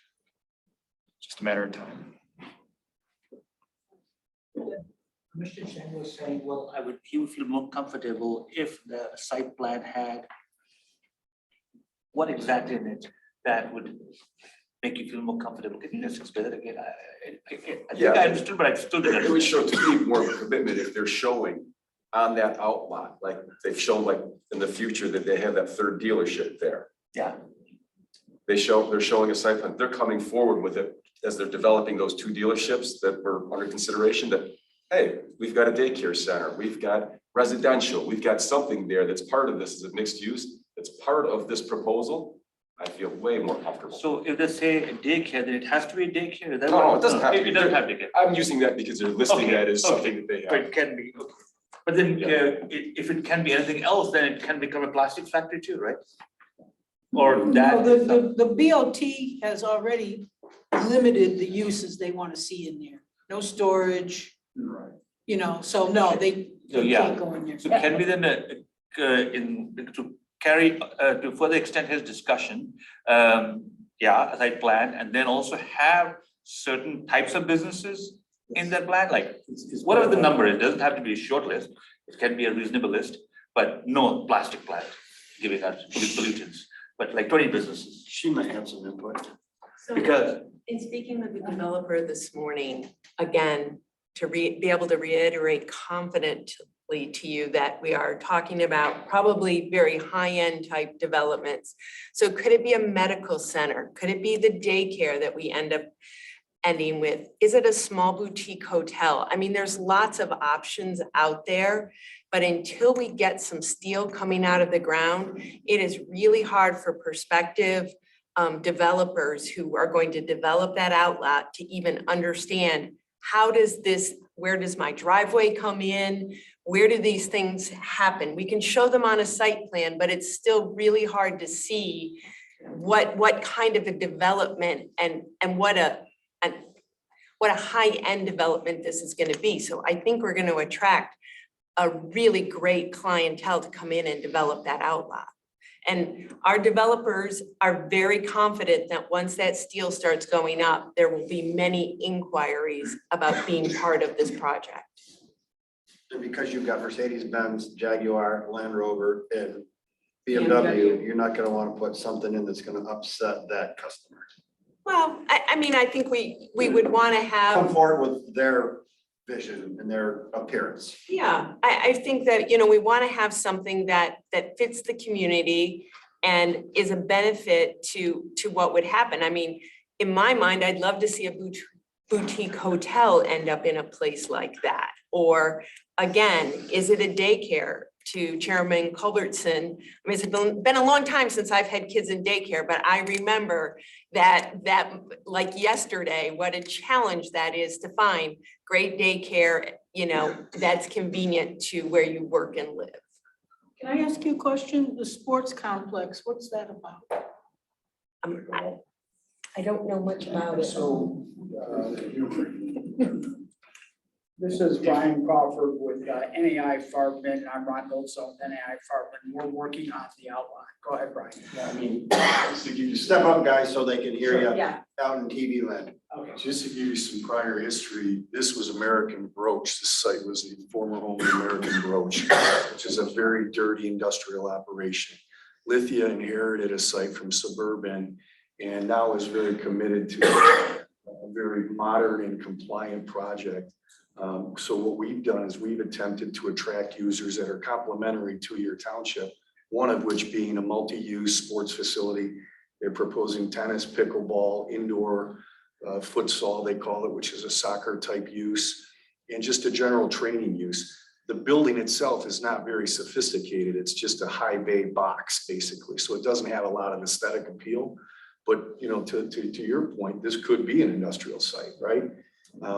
I'm hearing some of the comments and I'm wondering about ballpark lanes and how much conversion and how much scrutiny that site went through to convert Tesla and allow Tesla to put in some of their infrastructure in place to an older building. I get it. It's a whole different zoning and it's part of your overlay district, but it was a C4 site.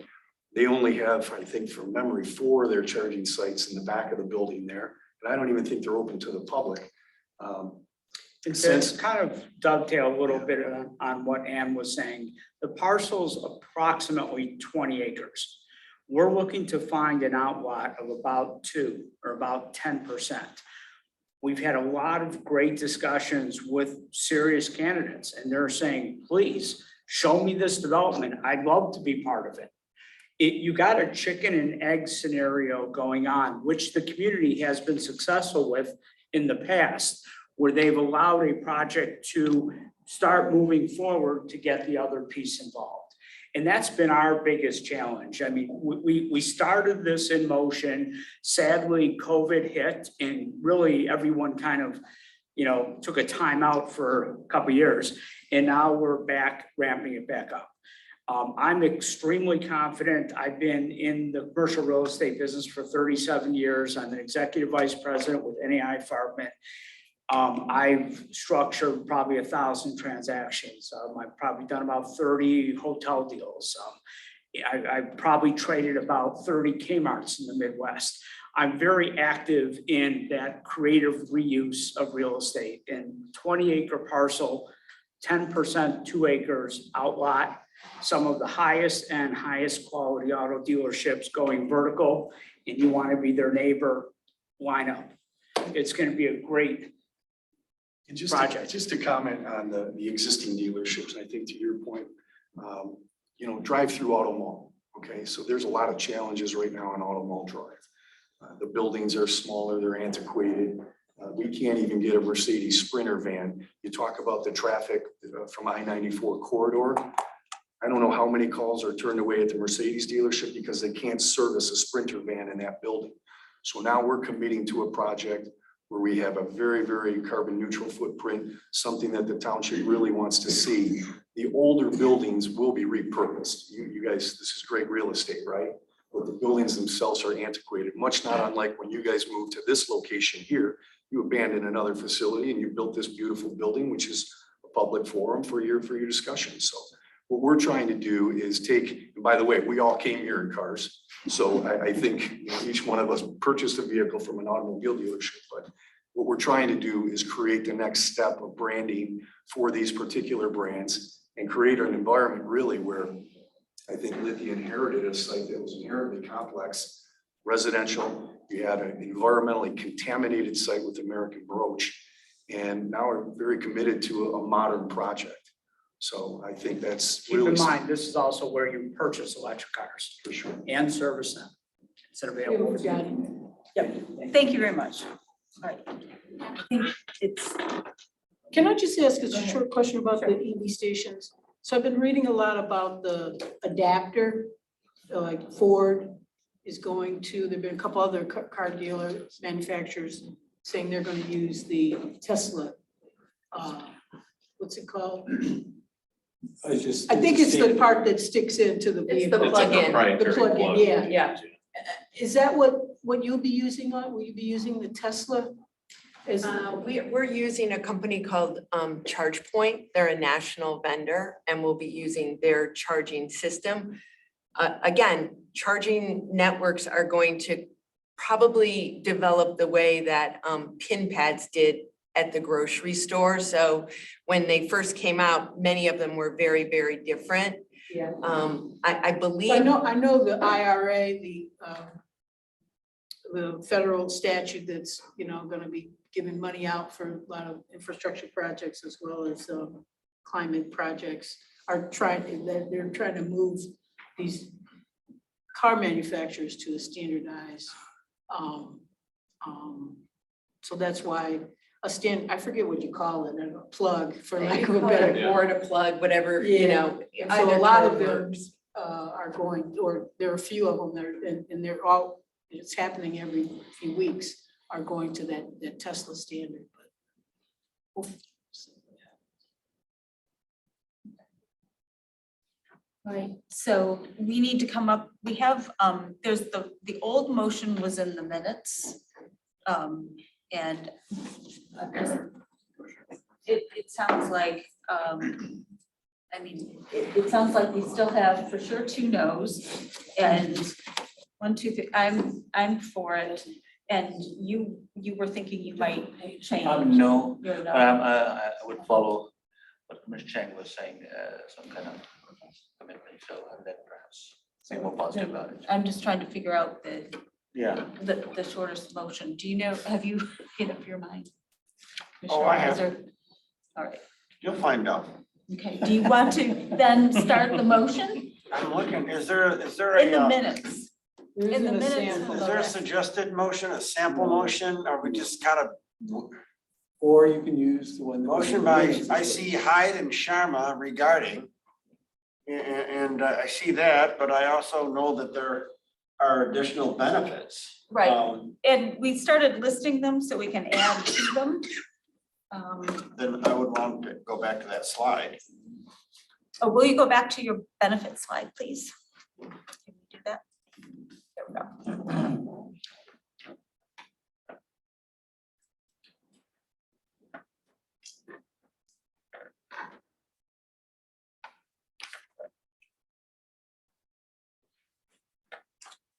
Okay. I have a motion that Suburbia Lithia Dealerships PUD OA 23001 that based on the information received from the applicant and reflected in the minutes of this meeting and the 2 prior planning commission meetings, that the planning commission finds that the Suburban Lithia Dealerships PUD plan received by the township meets the qualification for consideration as a PUD as outlined in section 36-245C of the zoning ordinance, and that the planning commission with respect to Suburbia Lithia Dealerships PUD OA 23001, based on the information received from the applicant and reflected in the minutes of this meeting and the 2 prior planning commission meetings, that the commission also finds that the Suburban Lithia dealerships PUD plan received by the township meets the findings pursuant to section 36-249I of the zoning ordinance and recommends approval to the township board for action of the final PUD and rezoning. In making this determination, the following additional conditions and findings shall apply. 1, that the resolution of concerns noted in the plan review be addressed. 2, that the resolutions of concerns noted in OHM engineering review be addressed. 3, that the community benefits to include but not be limited to and shall be incorporated into the development agreement that will be approved by the township attorneys Fink and Fink. A, there's an EV park including level 3 charging stations. The hours of which will be 7 a.m. to 12, I guess that's a.m. 2, that the building will be all electric powered. I don't know if it needs to be more specific on that, or green energy purchased off the grid. I don't know what the There's some other, and then the zero carbon commitment. Okay.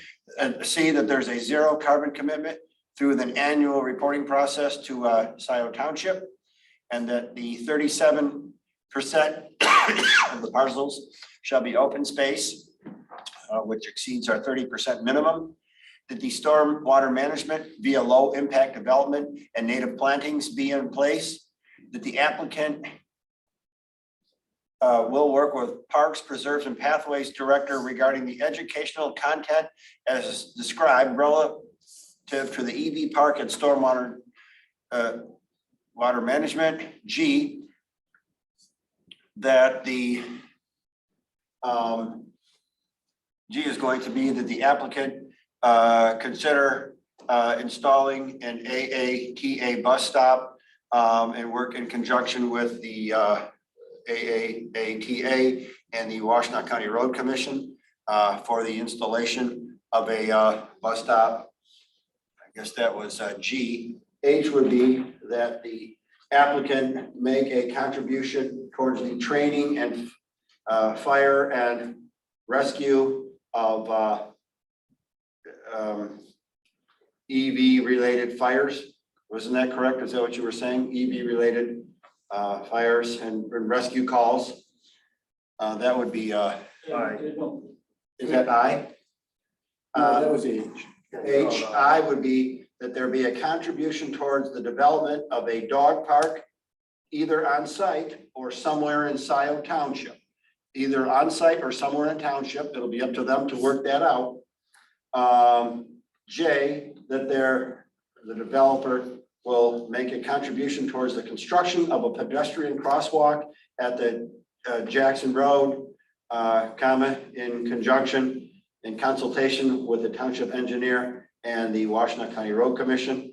And J, if I'm up to, that the developer will make a contribution. K, thank you. That the developer will make a contribution toward the maintenance and expansion of the sanitary sewer system. That's maintenance and expansion. If it doesn't get expanded, well, then it certainly needs to be maintained. So the contribution will go towards one or both of those things. The amounts of the prior 4 items will be something that I'll leave to our development director, consultant, as well as the township attorneys as they develop or finalize the development agreement. Then you go 4, 5, and 6. Going on, that the signage on site meet the Scio Township ordinances regarding signs. 5, as that the planning commission recommends approval of a waiver for the location for the Dell High Road Greenbelt plantings, foundation plantings, perimeter parking landscape as shown in the landscaping plan. And 6, that the applicant or the developer eliminate light industrial use from the permitted uses for the outlot in the draft development agreement and work with our development director and attorneys regarding the permitted uses in the outlot. They've already got a BOT list of what our permitted uses All for right. that outlot. That's already come All right. down from Then I would BOT. incorporate that by reference. Okay, I have two friendly amendments. Under C, it should be net zero carbon. Net zero is different than zero carbon.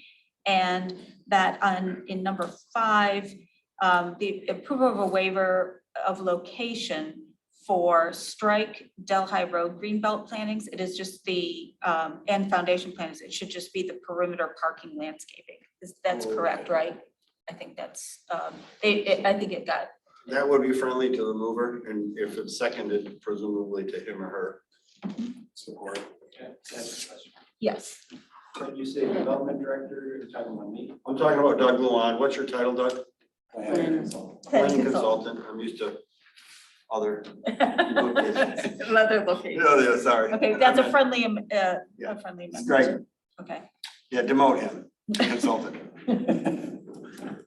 all right. Support. Support Commissioner Hyde. Is there further discussion? Roll call vote. Okay. Commissioner Hyde, Yes. Commissioner Human, No. Commissioner Moore, Yes. Commissioner Reiser, Yes. Commissioner Chang, no, Commissioner Sharma, No. Commissioner Culbertson, Yes. passes 4-3. All right. Carry.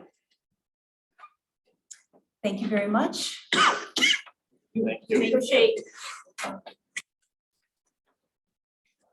all the discussion, Well, for sure.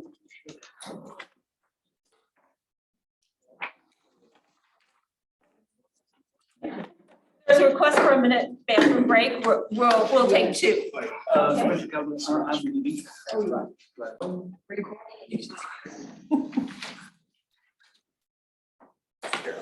Okay, now how, I should be able to show.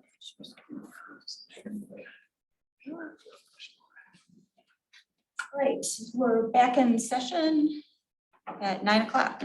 And I just wanted to read the Environmental Sustainability Task Force completed it's sort of the second draft plan. We posted the draft for about a month and a half and got some public comment, and also had a chance to each of the groups go back and look at it again. And so this is the draft that they would like to forward for approval. And I know it's a long document, so I can see it's going to take people a little bit to get familiar with it and walk through it. Can Yes. you make that a presentation rather than like a screenshot? I Because- can, it's a PDF document. Well, I mean, then you can get rid of the border and it makes everything, I don't know if you can do it in that Adobe program, but in other programs, Yeah, you can do it in a PowerPoint, and this is just a PDF. I don't know. but anyways, if you don't know how to do it, then we can't do it. Usually I'm online wishing that we get bigger, but I have no ear of the person presenting. Yeah, I can make it a little bit bigger. Is that better?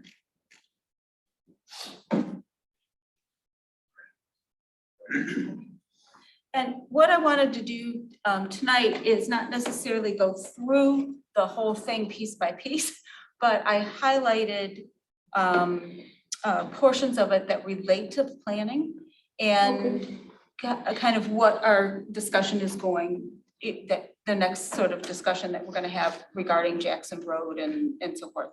And so it's a combination of what are the implications of the Planning Commission recommending approval of this, and how it might relate to our discussions along Jackson Road. So.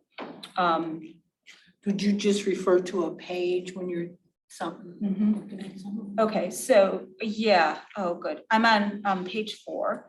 And I just wanted to say and this was actually a public comment that someone said, they had talked that the New York Times had done a consumption-based emissions by what are they called? By both townships, but also what they do for the what is it, the technical term for when they do the census tracts, right? Census tracts, yeah.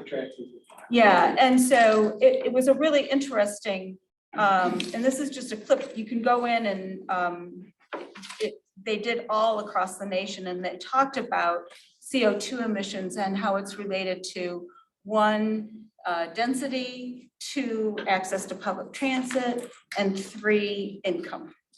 And I thought that was, it was pretty interesting. So we added that in there, and I just wanted to kind of talk to about. And that's the orange. Yeah, that There's a orange scale map. right above. That shows Yeah. what. Okay. Stop. Why did Are you? We're looking at a page 4, but that's on page 7 of of the the report. Just a reminder, what the group did is there were kind of 7 areas of focus, which were energy, buildings, and infrastructure, water resources, and green infrastructure, natural ecosystems, resilience and emergency preparedness, regenerative agriculture and local food systems, materials, waste, and circular economy. And so that really brought everything together. And I want to just.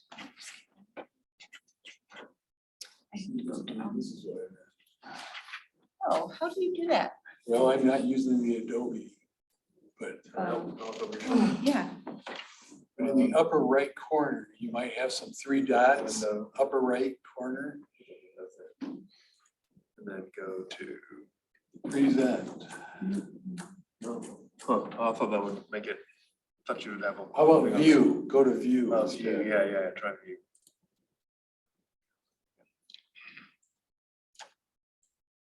Take your time doing it. Full screen, oh, there it is. Whoa. How's that? That's better. Oh, thank you. I need that IT stuff. That'll help out anybody. All right, thank you. All right, so this was a compilation of sort of near-term actions. And so what I did was highlight the ones that really have to do with the actions of the Planning Commission. So it talks about, or some of it's the Board of Trustees. So, updating our zoning ordinance around solar, and there's some resources that we can tap that are written and available for us to do that, because solar isn't isn't allowed as a primary use in any of our zoning districts. And there are, we could also allow, for instance, decks and so forth can protrude into a rear yard setback, but solar couldn't. So there are some nuances that could promote more solar. Adopt zero code for new, this has to do more with recommending something to the BOT, but the zero code for new township facilities, we can't mandate it for other, mandate it yet because of the energy code has to come through the state, but also plan requirements for stating water and energy performance targets. So even though we can't mandate certain targets, we can certainly ask people for what their energy targets are. A couple things, there are a couple things on water and ecosystems. And Ann Arbor is updating, is looking at a source water plan, and all of Scio Township is a part of that. All the tributaries and so forth go into the drinking water because it comes from the Barton Pond, yeah. And that was a little bit new. There's some other things in water too that we could take on. The other one was really identifying our tree canopy and monitoring that. There's some key metrics that we'll look at later, but it has to do with the tree canopy, impervious surfaces, right now, we do not have any sort of stormwater regulations around single-family development. I mean, if it's a part of a subdivision that's approved with a private road and so forth, but if houses are just constructed, there isn't any requirement to manage stormwater. Usually it's a very small amount, but yes. Would they be through the drain commission, the soil and erosion? That soil and erosion, yeah, that's to keep any erosion during construction. After construction, yeah. I thought there was some type of code or whatnot that they couldn't, if you create a drainage issue for your neighbor or the floodwaters or whatever, but this is something different that you're talking about. Even within the property itself. So this issue of a canopy, for instance, Okay. why are we not building trees along the Jackson Road corridor? I mean, planting trees along the Jackson Road corridor? Bingo. I mean, yeah, I mean, we have a great example in Ann Arbor. Now, they have some rich person years ago created a tree fund and that earns lots of money, but we get contributions to our tree. What are we doing with the tree fund? We have to create a policy for the tree fund, and hopefully this can feed into it.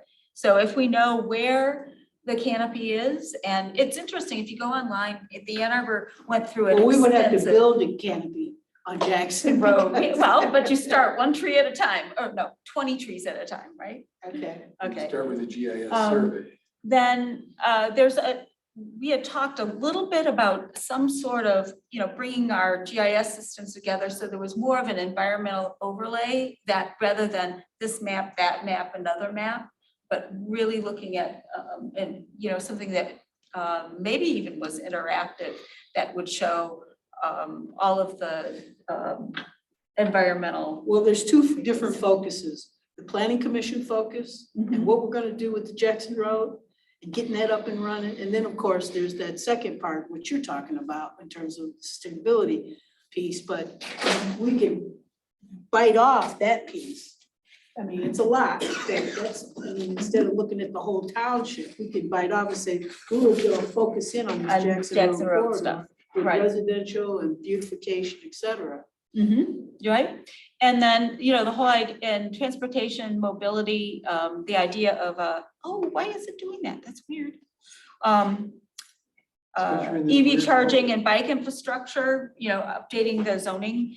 The idea of, in materials and waste, this one, I realized it wasn't on here, but the idea of construction demolition recycling requirements, that would be more of a, ordinance, but the other thing that dawned on me is we don't require recycling. So it should actually be, just in our, just the basic of space for recycling, et cetera, within, especially multifamily. Waste. Right, but waste and recycling. The other data piece that we're kind of missing is data on, the size and what our farms are producing. The farm, if you look at the regenerative agriculture and local food systems, that really needs some data, to start working on some of those things, just to understand what we have in Scio, what's being produced in Scio, what kind of farming methods they're doing. And that would be actually an excellent project for a C's team or something like that. Not necessarily the and- planning commission. Right, but yeah. You got it highlighted, so that Yeah, well, part of it is because it's data, and we might have access to some other data, through our planner or something that could actually support that effort. Then resilience, identifying a resilience hub location, which is somewhat of a planning sort of thing. What is a with the fire resilience department. hub? A resilience hub, basically, and the county, it would be working with the county on identifying it too. So it's a place where in an emergency, it can shelter people. It can easily, be set up. There's a set of volunteers that come in. So like we would There's water, designate the there's food, township, we would whatever. designate WISD. Yeah, Because you want a exactly. big, you're thinking of bigger places. Right, and that you could within, you know, a very short time period, get volunteers that would appear, you know, and Clubhouse at one of the HOAs or something like that. It would have to have backup power, and the ability to, at least accommodate some sort of food and, you know, a whole range of families. Yeah. Okay, and then also identify areas susceptible to flooding. And, you know, that would be, you know, obviously with the Liberty Road. Liberty Road, yeah, kind of stuff, so. Yeah. Oh, I was just gonna comment, I didn't see anything about density. Yeah, and that Because they're more about sustainability. They, of course, I believe this density has something to do with sustainability. Well, I just wanted to point something out though. Yeah. The map that's on page 4 yeah, is built off of data that comes from a study called Spatial Distribution of US Household Carbon Footprints Reveals Suburbanization Undermines you got it. GHG Benefits of Urban Population Density. That's the name I'm of the glad paper. they have something like that in Something there. that's very clear. Where is that? Where is that? Well, so if you follow the link on 4, it takes you to a Yeah, website Page that- 4? Yeah. yeah, of the that was a thing. Berkeley, that was a What does Berkeley page 4 study. look like? I don't know because. Oh, I go from page, That's must no be your pages to 7. page 5. Look down in the lower right corner of your page. Page 7 is, Is it page 7? I'm looking for where the page number is. 7, Yeah, page 7. page 7, actual okay. page 7. So page 7 of the report, excuse me. And I have my yeah, no, little. that's fine. No, I think density is absolutely, you know, where we have utilities for sure. Yep. No, Yeah, this is showing the highest emissions are in the upper, well, the northeast quadrant of the township, and that's where we've got some high density residents. and then just a reminder in our budget, this year, the trustees, thank you, approved a $40,000 budget for recycling, expanding recycling for those that don't have access, or establishing some composting, et cetera. The other things were our Jackson Road corridor study and planning and sustainability, you know, updating our ordinances, and there's a whole kind of list of things there. And then updating, this doesn't involve planning commission necessarily, but updating our engineering standards and specifications to also update that. So that's sort of, so we're. The for what we're doing- $40,000 is to establish recycling, or? No, there are areas of the township that don't have access to recycling. So some of that is, do we work with Recycle Ann Arbor to establish another central site at Residential or commercial? both, multifamily does not have it, Scio Farms does not have it, and no multifamily has it, and commercial doesn't have it. Yep. And there's also we don't really have a composting facility, and there was rumor that there was possibly something, a proposal up at the Ren's Farm with Project Grow to establish some of that. So, yeah, it isn't, you know, access to recycling is not, yeah, Automatic. is not automatic, right? So, and also we don't require it in any of our site plans. As a, it Unless is we a twist requirement. arms, you know, we bring it up, ask for it. So I'm just gonna keep going in here. The So rest. if you do that on every PUD going forward, Mhm. did we just miss the boat with this one? We did bring that up. We brought it up, but I don't really remember, they don't have much recycling. as They well. didn't have much, but We did it with the Palmer warehouse. They said they would do it. yeah. They said they didn't have much, but they would do it. But they already have to recycle oils and lubes and all that. But that doesn't mean that the BOT can't bring it up. Yeah. All right, then the What other, page? I'm skipping to page, my little thingy is 29. I'm gonna skip now to the action. So the way it's structured, you can go in and there's a vision of what we hope it to be, and then there sort of the status of the topic in Scio. Vision, definitions, state. I'll go back, yeah. This works.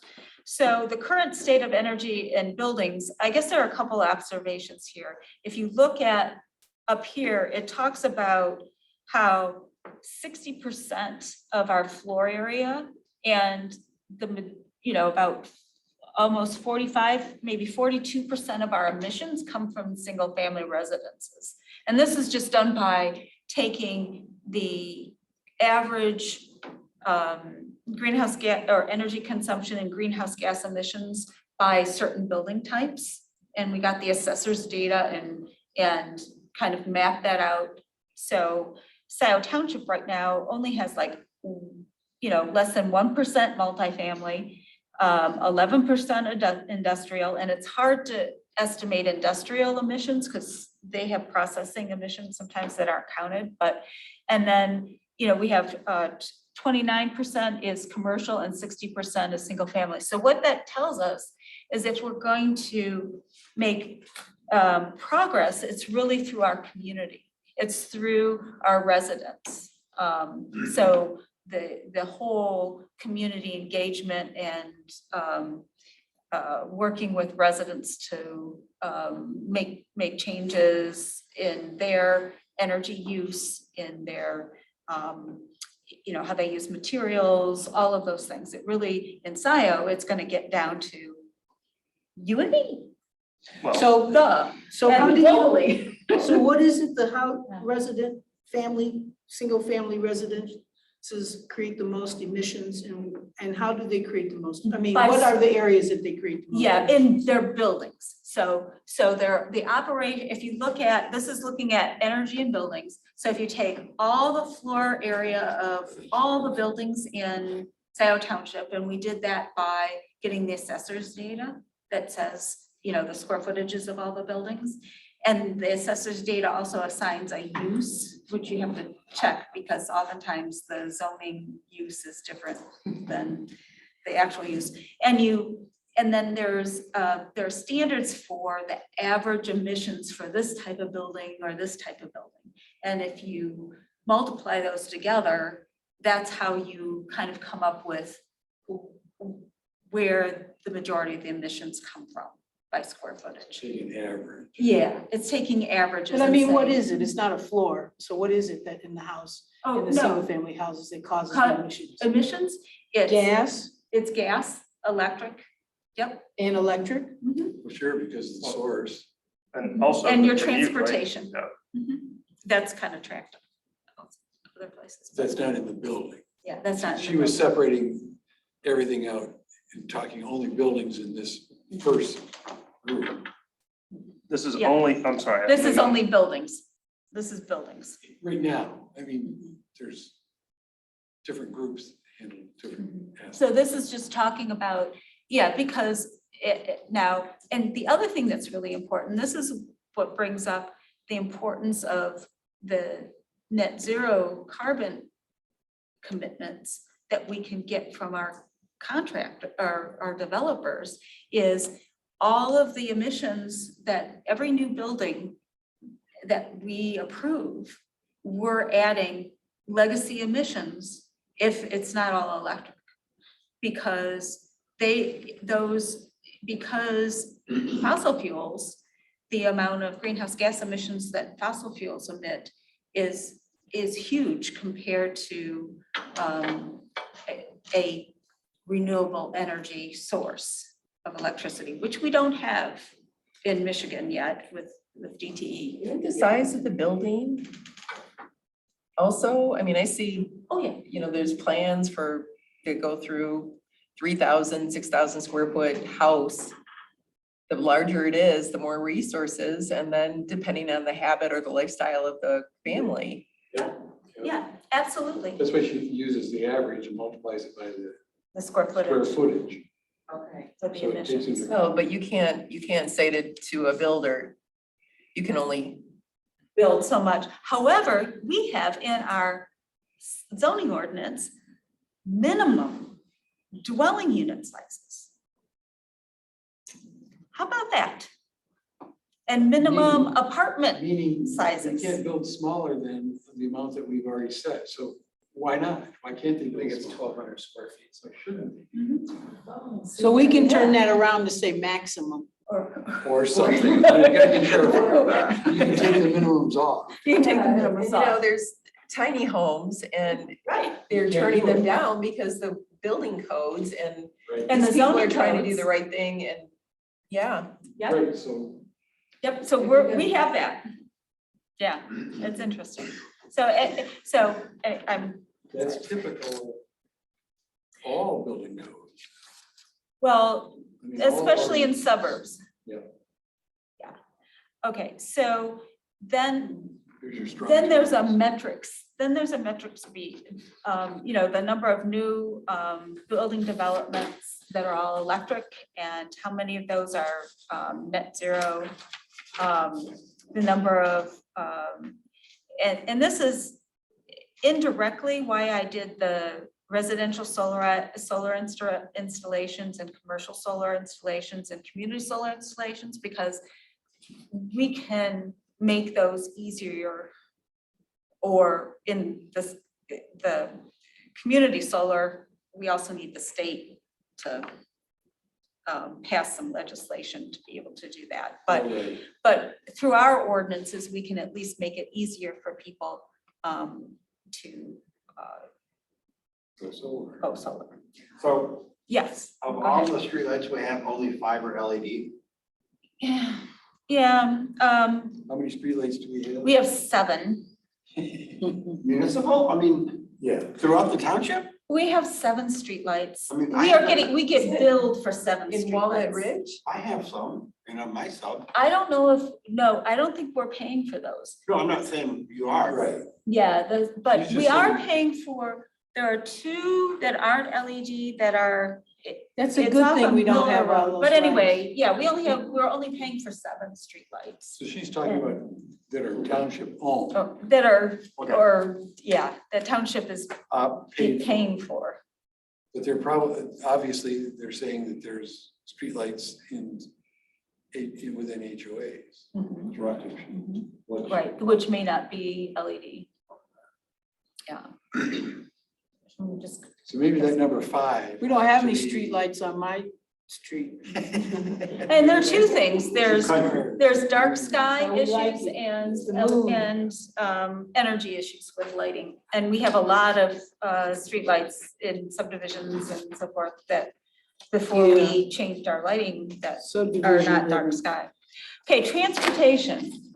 Okay, talking about EV charging, and EV ready infrastructure and new developments. Safe, accessible, comprehensive transit system, including ongoing financing, and advocate for the development of affordable and higher density housing options near transit corridors. That's where we have the Advocate for, I'm sorry, I was trying to follow up. of affordable and higher density housing options near transit corridors.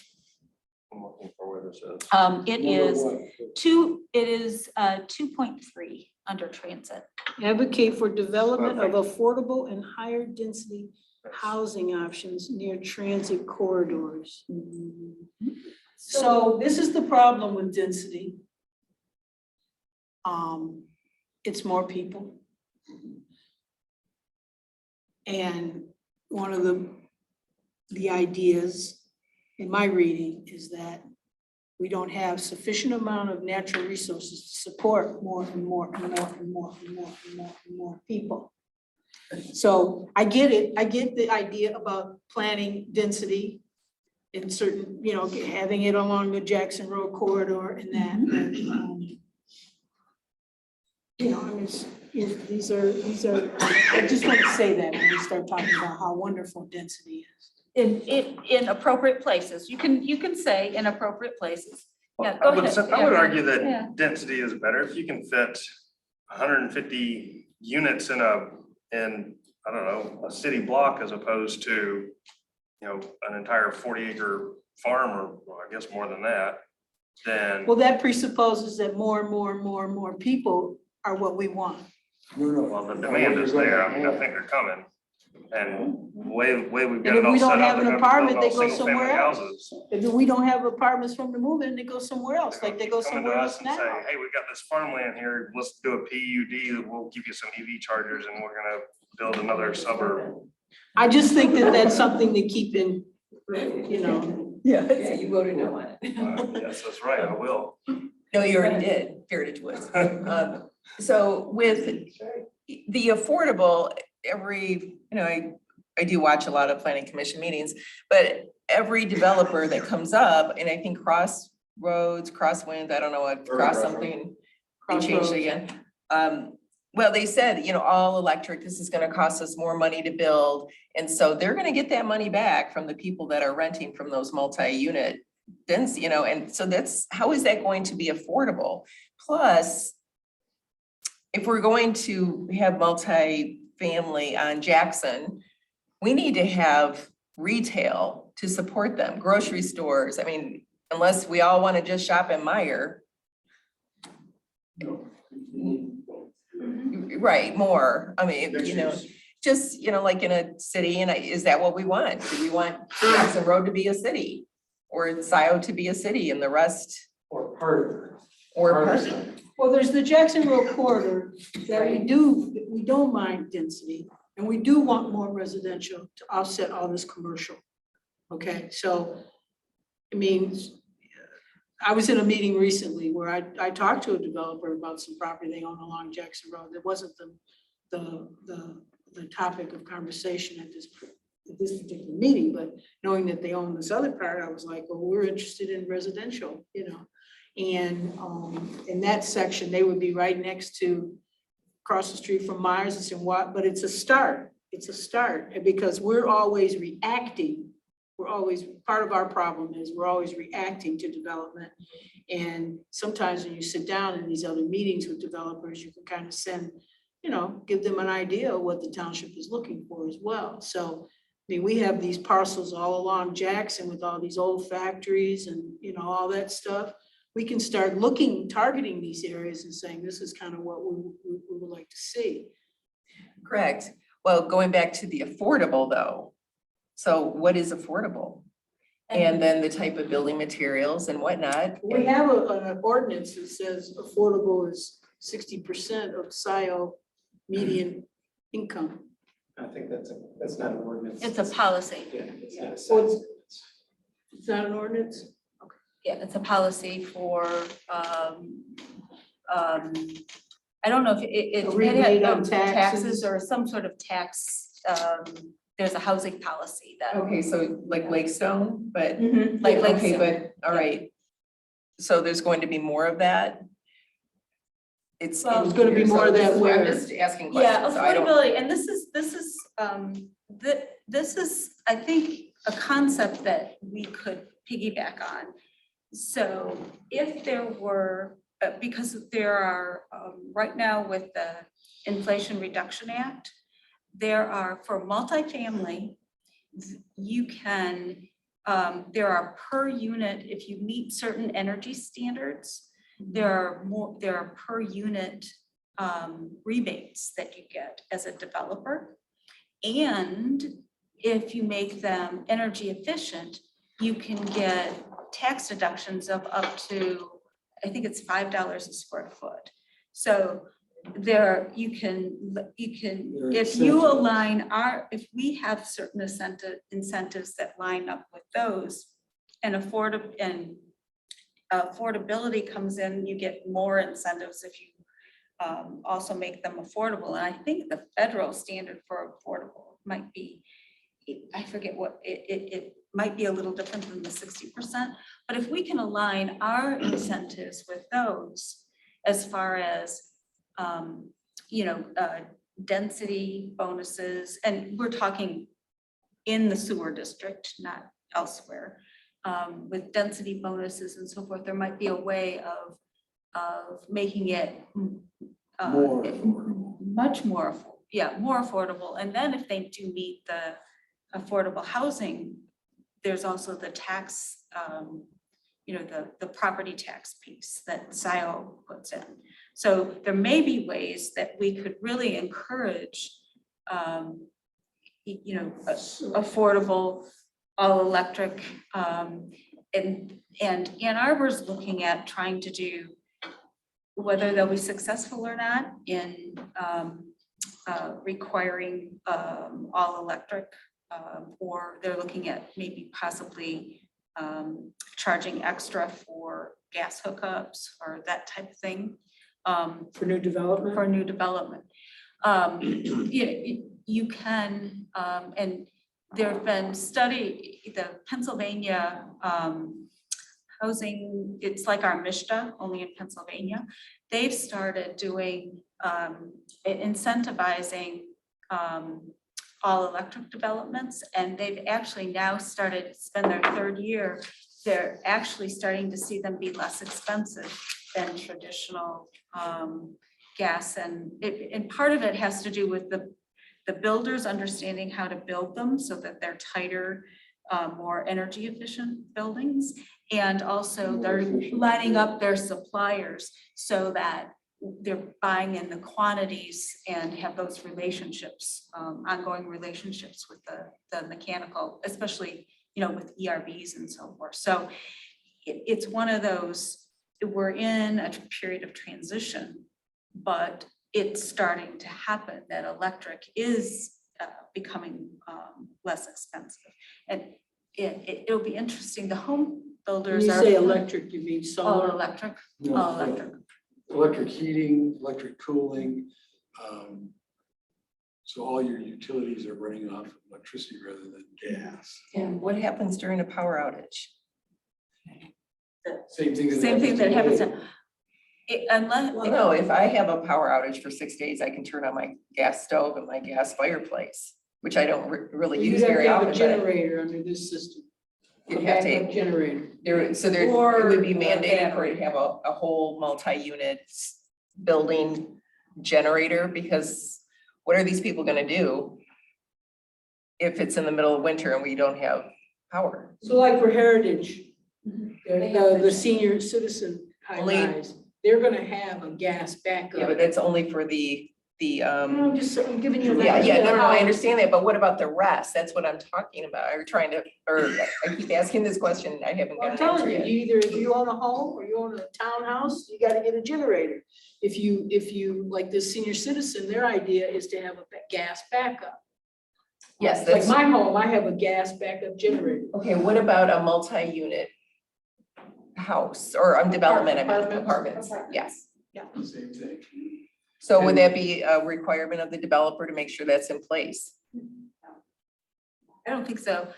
There are different ways you can handle backup, but typically, one of the best ways to handle it is to have a well-insulated structure so that you don't have an issue with, for example, heating for, 3 days.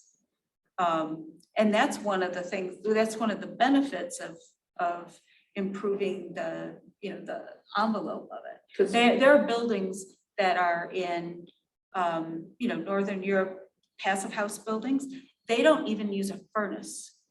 They have an ERV to bring air back and, have outside air and air exchange only, and it heats or, cools the air as it comes in.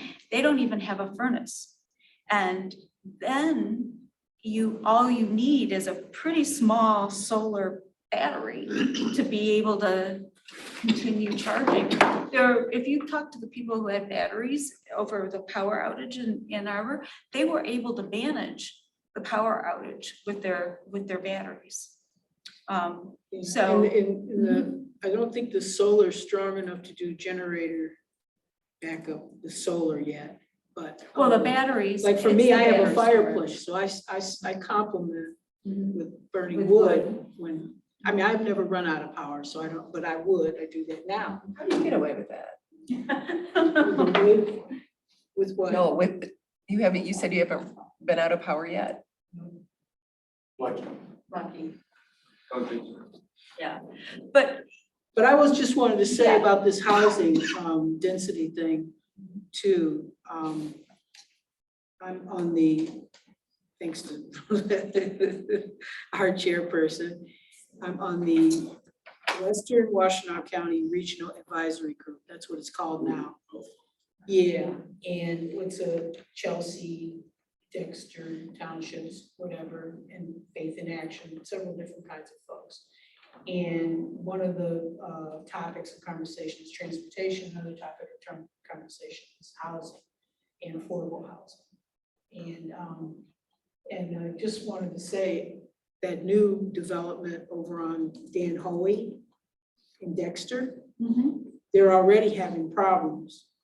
Yeah, with constant fire trucks going there, talking $8,000 runs frequently, maybe be some domestic violence stuff. So I was thinking about it because we've been starting to talk about affordable housing, and there isn't a unified view about how to deal with it.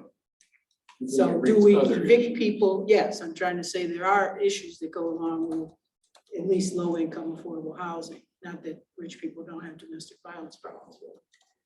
And so anyway, that's, and then the other thing is Doug and I were meeting with Crossroads not too long ago, and they said, because we've talked to them about some set aside for affordable housing in that complex. And they came back and said to us that mortgage companies don't want to do the mixed regular housing and afford a set aside of 10% or whatever. They don't want to provide mortgages for that. Either you're going to have regular rentals and all affordable or all regular rentals. Remember that, Doug? We didn't drill down on that and ask questions. When Crossroads comes back to us, we can talk about it some more, but. That's an interesting point. I don't know if that's true, and I don't know why, because we were talking about a lot of different stuff, so.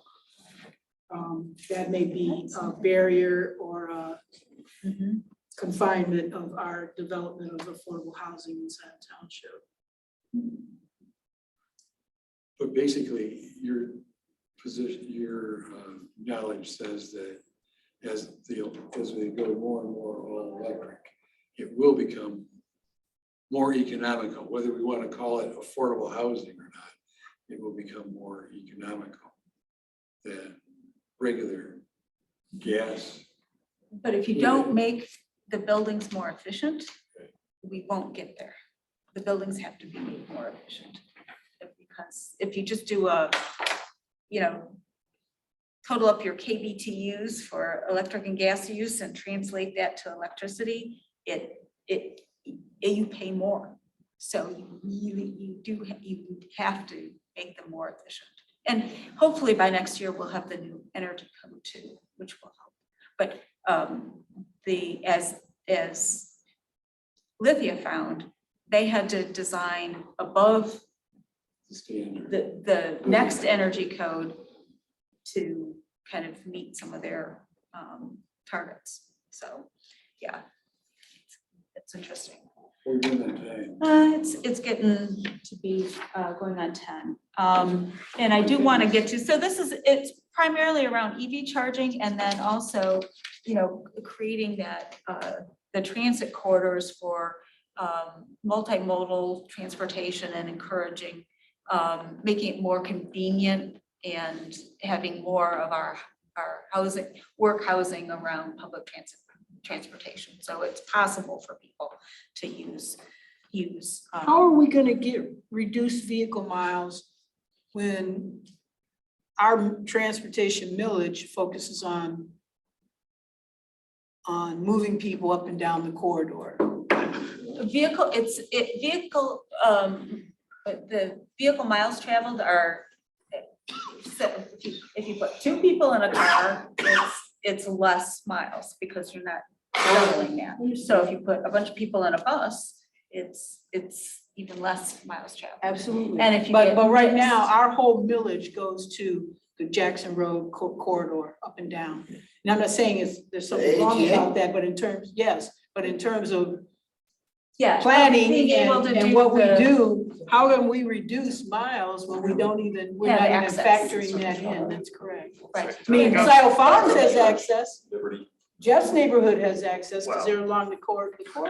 It's It's almost 3/4 of a mile away. Just goes up to Meyer, doesn't it? No, because part of our millage goes to Wave, and Wave goes to Scio Farms and hooks people in at Meyer, so, and their community connectors and stuff. A big part about reducing vehicle miles, though, is eliminating the need for a car for just short trips.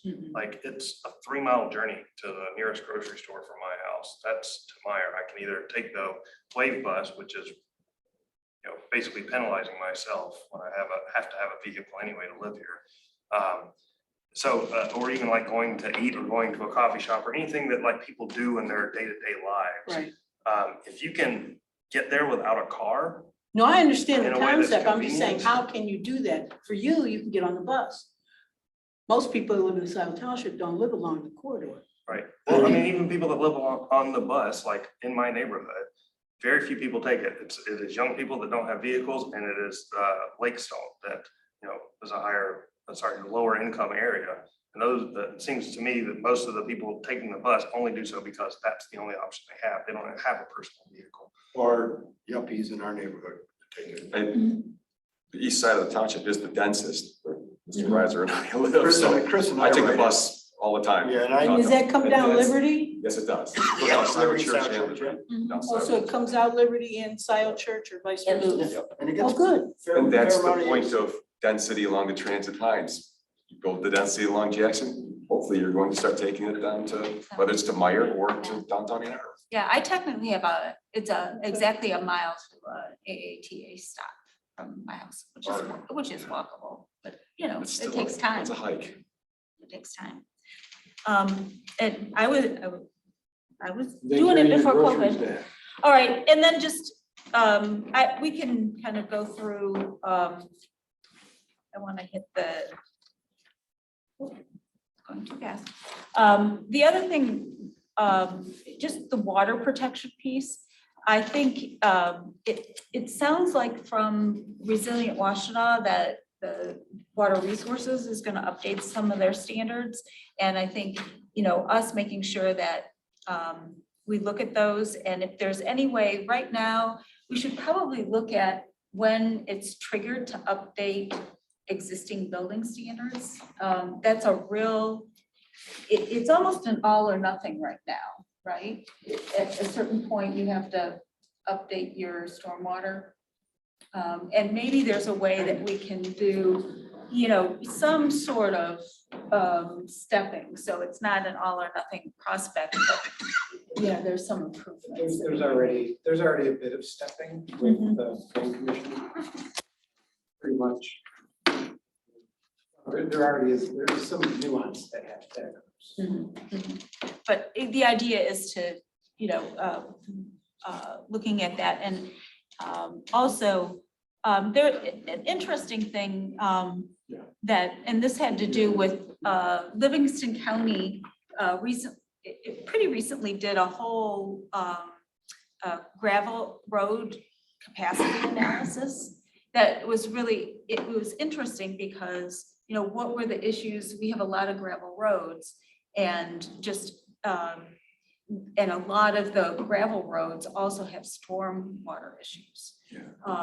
And, you know, and all of that, when they put down fresh gravel and so forth, the fines actually make their way into the water system. And so really looking at you know, this is roads and tying it in with, you know, stormwater management and how to keep sediment out of our tributaries. So would your group be recommending paved roads? Better stormwater management, because you can take those fines out before they get into the tributaries. But, you know, Okay, just our there's another regular way to ditches deal with that, don't okay. necessarily do it. Yeah, there are other ways than paving to do it. Good. Just pave them all. Yeah, then the water runs faster. Okay, and then just, yeah, and this just has, and it has a lot to do too with, you know, clean up with the water, the Gallman plume and how we can protect the, our water system. Then green space, it's another one, again, looking at the protection of our natural features. Obviously the tree ordinance and reviewing how strict ours is compared to some other communities, and, you know, how can we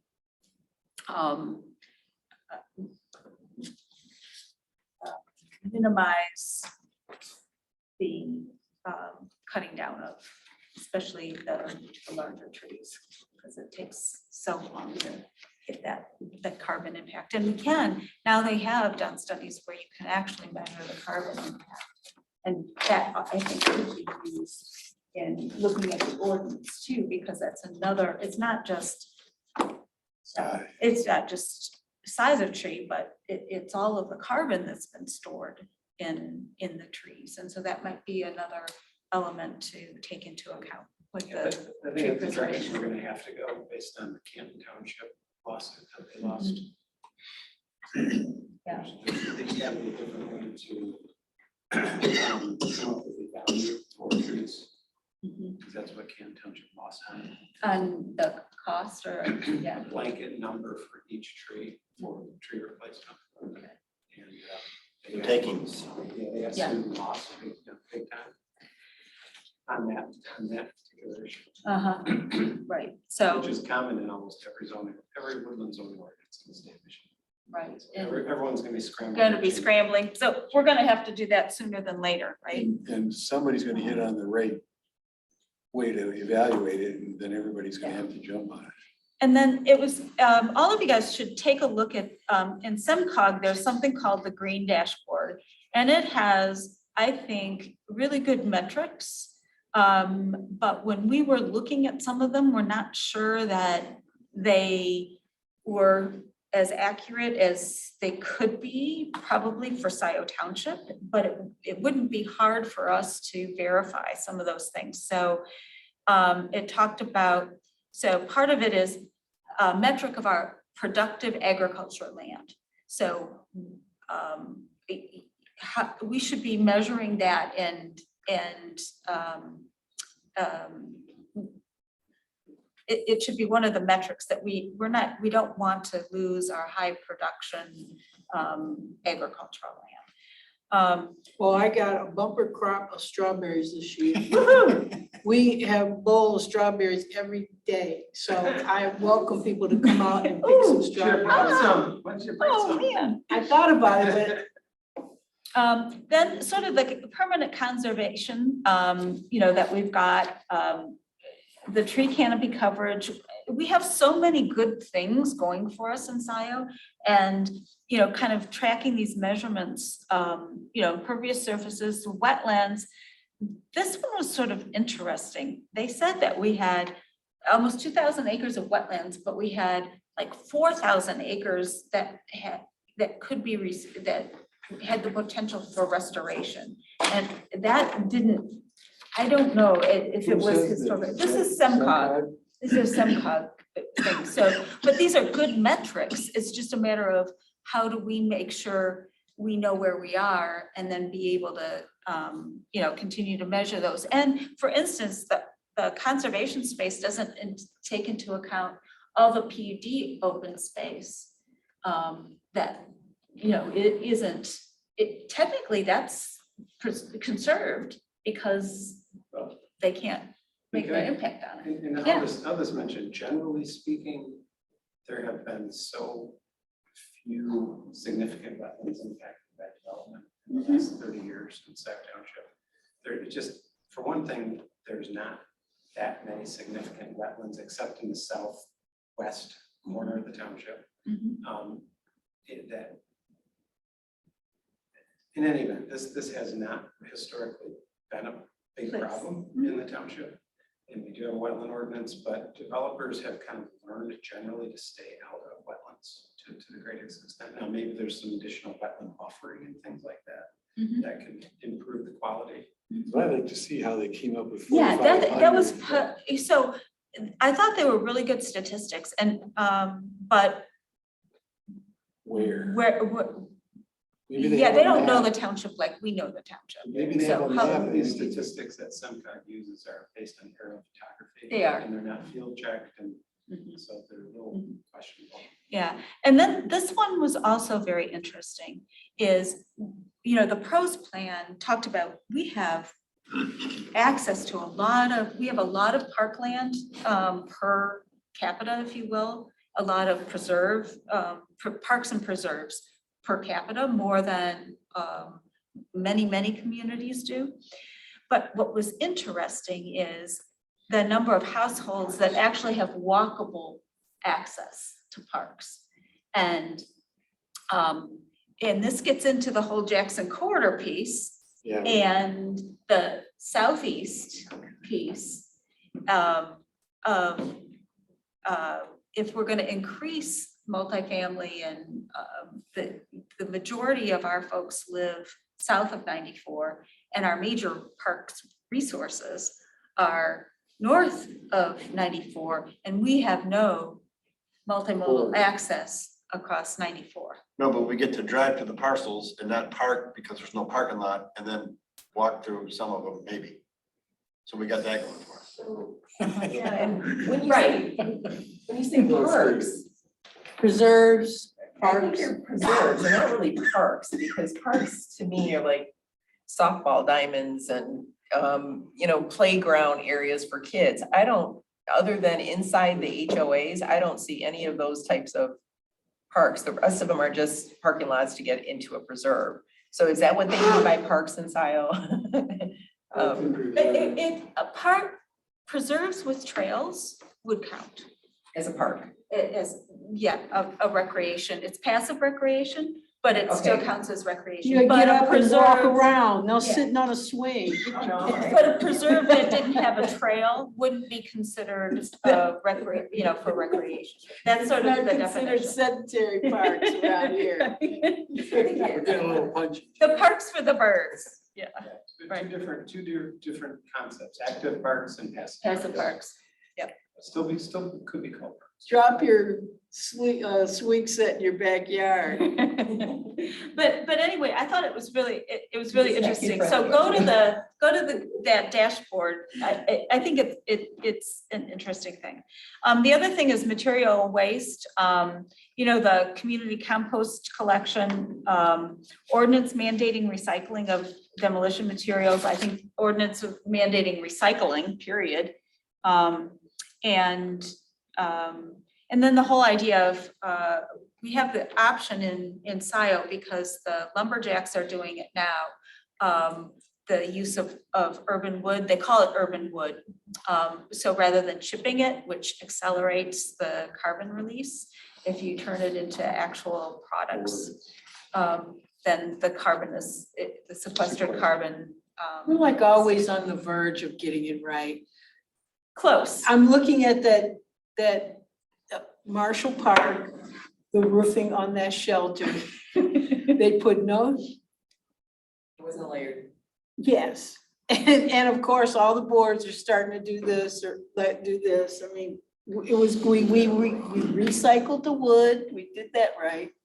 Yeah, using the It was right a wood. follow through. Follow through. Okay, and then just under resilience, all of these things that we're doing, increasing the tree canopy, restoring wetlands, reduce unused turf grass, implement, that's supposed to be green, not green. Whoops, I didn't catch that before. Infrastructure throughout the township. So there are so many things that we can do that make us, that improve the natural features and resilience at the same time. So that was that piece. So anyway, I just wanted to, and I wasn't fast enough, It's a quick one. sorry. But that kind of goes through that. Now, I wanted to hop over then to our discussion of Jackson Road and going through the comparison that Rob put together for us, because I thought that had some really interesting pieces to talk about. I read it, Doug. Yeah, Doug, do you want to share that or? Yeah. Okay. And I'm going to just kind of give a summary of this due to the late nature of where we're at. But the kind of summary is that, you know, we have the Jackson Road Overlay District. So the Jackson Road Overlay District was developed, you know, 10 or 12 years ago. And it was developed at the time that form-based codes were just starting to become more talked about and popular.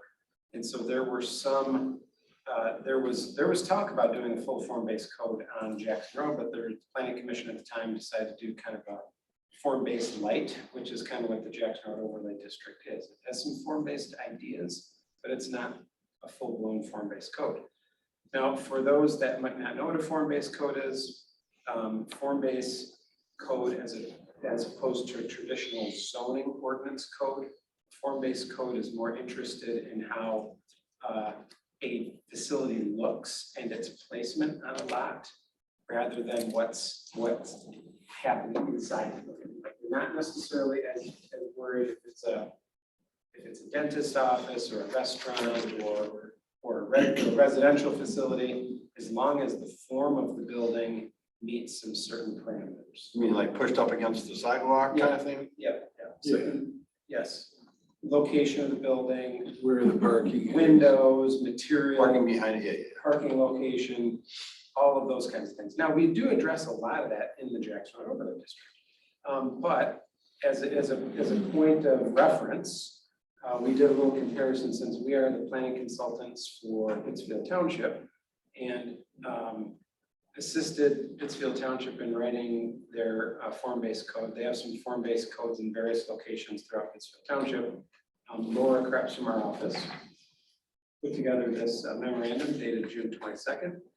She does a lot of work in Pittsfield Township, so is very familiar with their ordinances and how it functions, and did a little comparison between the Jackson Road Overlay District and the Pittsfield Township's form-based districts. And so that's what you see in our June 22nd memorandum. As you see, there are some similarities, but the Pittsfield Township regulations get much more into more of a, I'd say traditional because they're not that old, but more of a kind of a traditional form-based code where Jackson is sort of a form-based light that we didn't really commit to a lot of these kind of standards, but you can see that some of the differences, for example, that first table on the second page of our memorandum provides like what differences in the bulk requirements. Like right now, there's a 30-foot, the closest you can get to the Jackson Road right-of-way in Scio Township is 30 feet. However, if you put up the decorative fence that we have in the ordinance and or some additional landscaping, you can actually bring it up to 15 feet to the right of way. The Pittsfield is a 10-foot build-to line. So if you take the extra that we give you, which is half of the minimum, which 30 foot is the closest setback, you can actually get it down to 15 feet. And there are a number of examples of that on Jackson. The auto zone is 15 feet to the right of way line. A couple of the dealerships were 15 feet. I think the Chrysler, Scio Lincoln, I think might be Chrysler too, I forget what it is. But I think Scio and then the Chrysler dealership were also closer to the Jackson Road right of way than 30 feet. But because they put in a knee wall and did some other things. So some similarities. There's no side yard setback required in Pittsfield Township. We require 20 foot, and we require 50-foot rear yard setback. The Pittsfield ordinance is between 10 and 40 feet. So our setbacks are generally a little greater. Is that residential or everything? That's commercial. That would be it. Okay. On the Jackson corridor. J-Rod. Yeah, it could be residential. Same with Pittsfield Township. That would include everything that's within that community. So our setbacks are a little greater, so that you could think of that as more of a traditional zoning standard, where you have more traditional setbacks. Pittsfield kind of says, okay, you can have a 0 side yard setback, which that's how old downtowns actually developed. If you think about an older downtown, the buildings are right next, buildings are touching, there's 0 side yard setbacks. So it kind of promotes buildings that could actually be next to each other, start to provide more of a streetscape look, or street wall of buildings, I should say. We have a much less, I know we're talking about impervious surfaces with some of the things Jen was talking about. We have a limited amount of impervious surface permitted, 30 to 40%, and you only get 40% if you do some best management practices for stormwater. A true form-based code allows more impervious surface because the buildings can take up more of the property. So that might be at some odds with what we were just talking about. We don't have to do everything, but just as an example. And by the way, that our whole impervious surface standard was developed a number of years ago through some consultation with the River Watershed Council. And we actually reduced our, based on discussions we had and impacts to the watershed, we actually reduced our impervious surface standards back on the recommendation of the Watershed Council probably 10, 12 years ago. So that's where those standards came from. And it all had to do with impacts on the Honey Creek and the general watersheds within the Scio Township. We allow some parking in the front yard, just 2 rows. Pittsfield doesn't allow any parking in the front. So the first thing, a typical form-based code is the thing you want to see is the building architecture closer to the road. We purposely, this was a debated point, this 2 rows of parking in front of the building. I was part of this, writing this ordinance, and there were some planning commissioners that were just dead set against not allowing at least some parking in front of the building. But because before we imagine Myers, okay, all the parking's in front of the building. So the current Jackson overlay standards came into effect after Myers. And so we changed it that only 2 rows of parking, because that was a huge step compared to what we used to have. However, as you see, the Pittsfield Township standard doesn't have any, doesn't require or allow any within the front yard. And then there's a page 3 of our memo shows a graphic that comes right out of their zoning ordinance. So this kind of shows how that would work with the building close to the road, parking along the side and rear, no parking in front. This is a graphic that, like I said, this is right straight out of their zoning ordinance. When it comes to uses, in one sense, the Jackson Overlay District is very traditional. It's an overlay zone in that the underlying zoning districts are still there. So if your zone is C1, C2, C3, I1, whatever, that zoning is still what you have the right to do on your property. However, we introduced this idea of allowing mixed uses in the Jackson Overlay District, which has promoted a fair amount of development that we would not have gotten before the overlay district standards were put into place, because we allow this idea of mixed use. The Pittsfield ordinance is actually substantially different because it's not an overlay district, it's an actual zoning ordinance, it's a zoning district. And they have certain building types and use types that are permitted in each of those districts. Where Scio, we said, okay, we're going to keep the existing zoning as it is, but we're going to put this Jackson overlay on top with some additional standards. Now, you can do a form-based code as an overlay zone instead of straight zoning, but just as a comparison, that's what we're doing here. The Pittsfield ordinance is an actual zoning designation. It's not an overlay. They blew out whatever was the underlying zoning on this map on page 4 was removed. That was just taken out and rezoned. The township took it upon themselves to rezone this property to this form-based code designation. And there are several different designations. You see there's site type A, type B, type C, type D. Those have to do with the uses allowed within the district, the building types that are allowed within the district. And so that there's a relatively complicated series of use types and building types that are permitted in each of these districts. As an example, on page 5, these use groups are listed in another table that we didn't provide you because it's starting to get a little too complicated for a memo. But these use groups are are allowed in the previous map showed those different use groups. Well, there's a separate table that says which of these use groups are permitted in each of those various colors of pink. And so like one of the use groups might, or one of the colors of pink might say use group 1, use group 2 are permitted uses, use group 3 are conditional uses. So there still is some, we don't, Pittsfield ordinance doesn't throw out the idea of use. It's still very prevalent, as you see. But they do allow a lot more uses than we do in our ordinance within their overlay district. And we run into that. We always run into this discussion in the Jackson Road overlay district as, is this tonight, is this a mixed use? Are we promoting a mixed use? And so so we still run into that. I think the Pittsfield is a little more permissive in what they allow within their district. What was their logic in grouping the different uses together? Certain ones that they wanted to see in certain areas? Certain ones they wanted to see, yes. So they're specific in some of those in that zoning map, that pink zoning map, like some of those districts would say, use group 1, use group 2 are permitted by right. Use group 3 is a conditional use. So like if they wanted to put residences and grocery stores together, I'm just, Yes, yeah, exactly. they allow those uses by right. Yes. What about? And that's kind of the difference in the form-based versus the overlays. It's all about the uses. It's all about the form. Form. So more, the form base is more permissive. It's more permissive when it comes to use.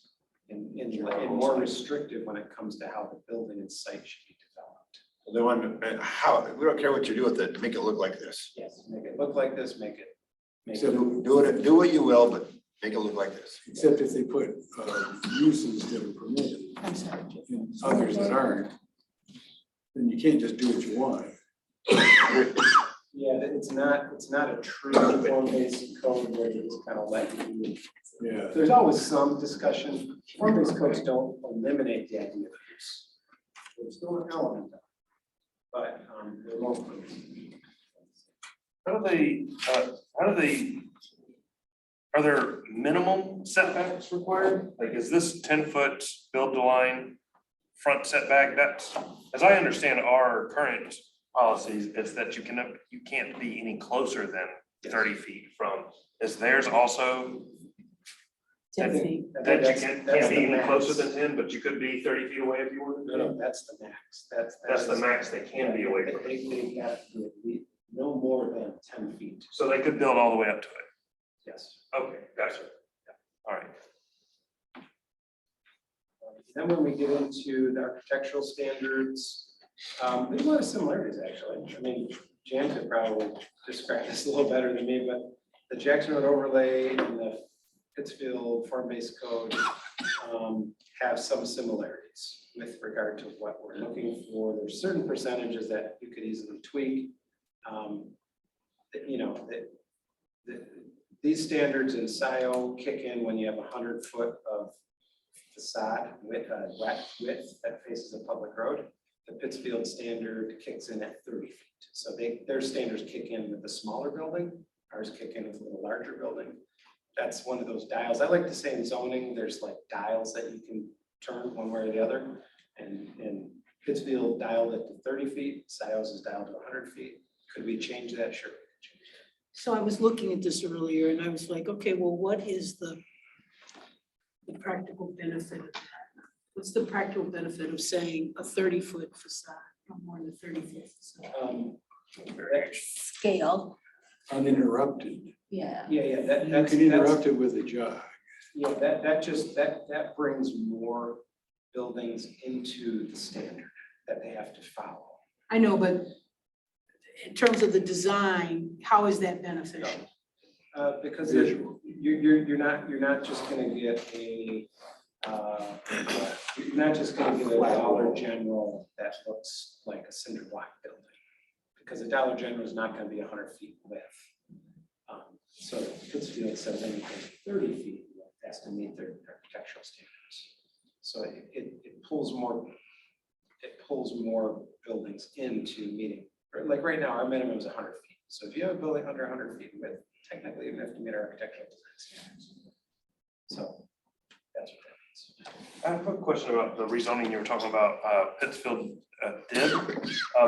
It sounded like the rezoning was initiated without the owner requesting it. Is that accurate? And I was under the impression that we could not rezone without owner request. That's not correct. So we could rezone without owner request. Okay.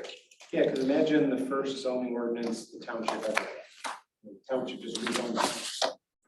Zoning township. Before zoning, there was nothing, people could do, there was no standards, there was no requirements, and so at some point, Scio Township came up with their first zoning map, first zoning ordinance. We have, there municipalities have the ability to zone property. Now, we have to send out public notification, let people know we're doing it, but we have the ability to do And anything that's non-conforming can stay, but you get into some issues because you can't expand the non-conformity, you can't, so you're starting to, if there are a lot of incompatibilities, you end up having people feeling like taking their options away, basically. that. Yeah, so in, you know. It is, Yeah, in summary, public standpoint. we, so I talked to Laura and I talked a little bit about this. I mean, the Jackson Road Overlay District is been around for a while and certainly could use some attention. The Jackson Road Overlay District, the JRAD, is an overlay zone. It has elements of a form-based code. Pittsfield Township is more of a full, complete form-based code. And so at this point, Jan asked us to do this comparison. We did this comparison. So now it's really kind of up to the planning commission to start to think about this and make a determination if you like this idea of basing the corridor more on form than use, then maybe we start moving in that direction. And there's other aspects of this also, because this kind of bleeds into the next topic if we get to it, which maybe we post, it's up to you guys, but maybe we'll talk about PUD at another meeting. But really at this point, I wanted to introduce you guys to this idea of the Jackson Overlay, maybe a little history of the Jackson Overlay. The Jackson Overlay District was, by the way, just talking a little bit about the history, is we had a subcommittee that consisted of Allison Arscott, who was an excellent planning commission chair and planning commissioner, also an landscape architect, and her and myself, Jay Holland, there were some others on the planning commission that helped develop it. But we developed the Jackson Overlay. We came up with that. We did not copy that. That is unique to Scio Township, and I think it's worked quite well. What year? How long ago was it? 10, 12 years at least. Yeah, I'd say over 10 years. Now, I'm saying that I guess my perception is that it should be looked at. We need to tweak it. We need to do some things to it. So Doug, we're a recommending body to the Board of Trustees, right? Don't we need to get direction from the board? They say, hey, board, do you want us to freshen up Jackson Road Overlay District? And then if you do, what direction do you want? I mean, shouldn't you be giving a presentation to the board and seeing if they're gonna bite? We could do that, but Or do we recommend that? technically, that's technically not required. The planning commission is. And the statute says planning is in the planning commission. Yeah, as Scope. Jeff was alluding to, the planning commission has the ability to start this process. Now, is that a good idea to talk to the township board? I would disagree with that. Yes. But the planning commission. And that's why they were invited tonight. Yeah, No, I appreciate that. And I don't know, but the planning commission does have the ability. you might have a better sense of who's on the Zoom meeting running the Zoom call. Well, there's not many left. I'm not asking for names. I'm not shaming anyone. You went to bed already? They're used to staying up late. Well, they're getting ready for tomorrow night. Yeah, we gotta sleep for tomorrow. Yeah, right. No, it's getting better. So I did not look, I mean, I looked at the agenda, but I didn't open the attachments. Was this an attachment? Okay, and was there other attachments? There was the PUD that we were looking at. That's the next. No, that's the only attachment for this subject topic. That's the only attachment for the subject. Okay, well, that, the SCAP, that's already online. Yeah, But that's- what about the third, the or the PUD ordinance? Yes. That's a different subject. That's a different, okay, I'm sorry, they're both, It's an attachment. But it's related, that was an attachment. It's related. Okay, but it is related. What I gave you relates to. the second, That possible action item 2. yeah, okay. And so one of the things that would be good to talk about, and that's why we wanted the trustees here too, was right now, Jackson Road is very auto-centric. No. Meaning Single it's story dry. buildings and a sea of parking. Yeah. In more ways than one.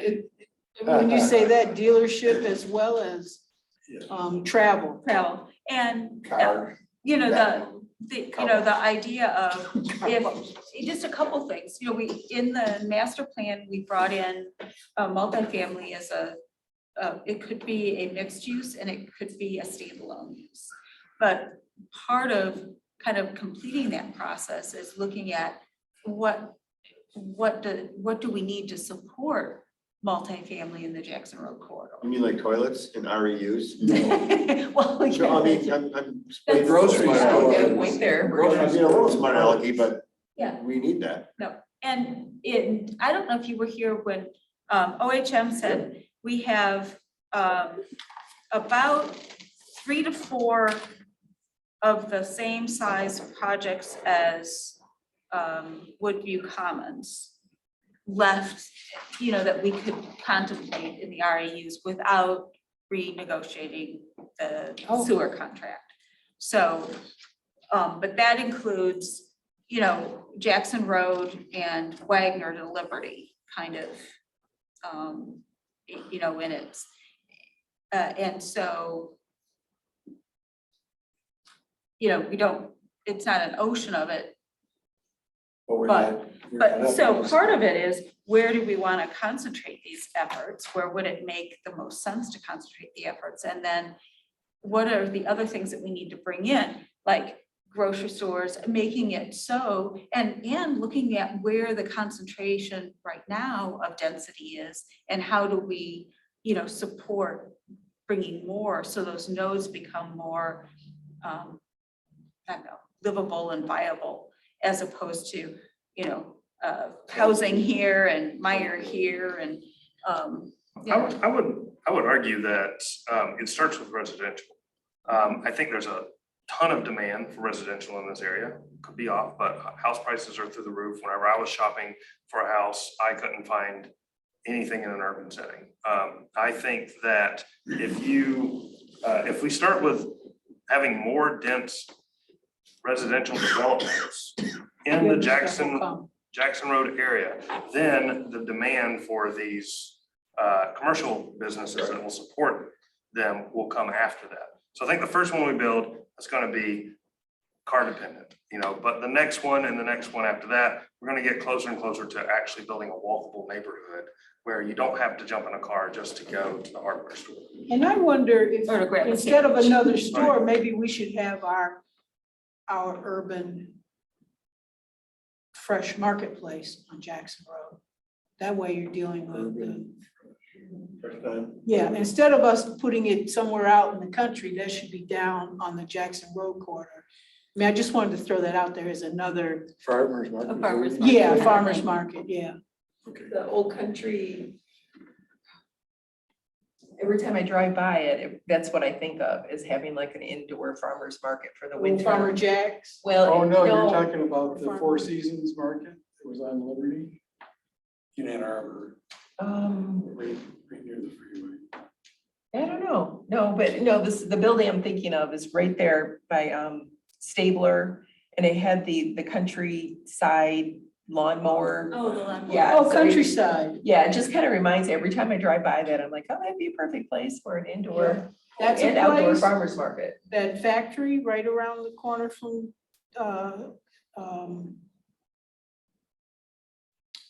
CVS on Jackson for residential. I mean, that would be a great start kickoff. We can get something in there because it's already by the grocery store, by the little restaurants and stuff that we have in that area. And then what are the areas down on the north side of Jackson Road that are prime for residential development? Pizza Hut. No, I was thinking of further Panera down, there are Bread. these little spots of Yeah, and some of them are- factories and. Yeah, right. The old Panera. Yeah, And- I got Will Hathaway's got his hand. Yeah, all right. If you'd like, Will, go ahead. Yeah, well, And in fact, you can interrupt us anytime you want. Can you hear me? Yes. All right. Well, I've been enjoying listening to the conversation. One thing that I learned, I think in a meeting both Jan and I attended, and maybe some of the rest of you, is that one way a municipality can help to guide development is by offering land. And Scio Township actually has parcels of land, some very small, others not so small, along the Jackson Road corridor. And one thing that the Planning Commission might do is sort of take inventory of all of these sort of miscellaneous Scio Township parcels and give some thought to how that resource could be leveraged to encourage some of the things that you guys have been talking about this evening, one of them being affordable housing. Are you saying the township great owns idea. these properties? Yeah, there's sort of a grab bag of some of them are like little scraps that were left over when the boulevard was put in. So there was eminent domain was used by, I think, I don't know the full history. Doug probably knows it much better. But when the boulevard was put in, the road commission had to take some of the land in order to expand the roadway, but they didn't need all of the parcels that they took. So there's these little scraps that were left over, and the road commission sort of threw them to Scio Township. And so we have these little pieces here and there. In fact, we just discovered one that doesn't seem to be owned by anybody at the intersection of Parkland and Jackson. And it came to light because someone was complaining because it wasn't being mowed. And it's because nobody owns it, evidently. But we do own a large parcel at the end of Stabler, for example. And the original plan for that or idea was that it would be an option for a wastewater treatment site, but that didn't come into being. So we have, I don't know how many acres, 20 acres or something like that. yeah, a chunk of it's wetland, but yeah. Yeah. So, but some of it is usable, and we could also partner with other organizations. Nearby is the Kiwanis, and I know they have some vacant land, and so there's potential for sort of working together with other nonprofit organizations to do some interesting things. If the Planning Commission wanted to look into that, I would heartily encourage you to do that. Mapped? Is this? Well, I don't know how well mapped it is. Doug would probably know that better than me, but our assessor, Andrea Garrett, I'm sure would be happy to help create an inventory of the Scio Township owned parcels that you guys could look at and see if there was a way to use it, encourage something. Love that. That's a great idea. Great Okay, idea. so Doug, will you work with the assessor to inventory and map? Report back. Yeah. By next meeting. So it's getting late. Yep. I'm getting tired, but You're sick, man. I know, whatever. Thanks for coming I in. love meetings. So, what are the next steps? Is this something that there's a committee or that we get some sense of direction from the board that, yeah, do this so that, you know, we're not met with objection later? Do we need to coordinate with DDA since it impacts them, or no, because it's zoning? I mean, what's the next steps, if anything? I'm actually the next DDA meeting is in July. And I was going to at least talk to them, saying that we're taking a look at the Jackson Road corridor. And what would be nice to take to them is, these are some of the things, the strategies that we've talked about. And it would be nice to come up with at least an agreement on strategies. And that would be also a good document to take to the trustees and say, this is what we're talking about. One, improving pedestrian access and multimodal transportation along the Jackson Road corridor, increasing the amount of multifamily housing along the Jackson Road corridor. A couple things that we've thrown out is change the, maybe looking at form-based zoning so it's less use-based and more. More use-based, Yeah, less design-based. Well, it's more design-based, less use-based. So the uses are, less Uses important go than with the the form. Yeah. Look and feel.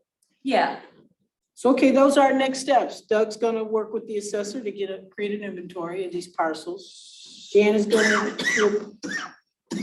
we'll work on let the, Doug and I, update the yeah. DDA about I'll what talk to the our DDA. idea of moving But forward. we have to get our ideas down on paper though. I think that would be the first step. So do you think, I mean, I think John made a good point. Do you think we need to have a planning commission subcommittee to do with that? Yeah, I think that. Rather than taking up meeting time?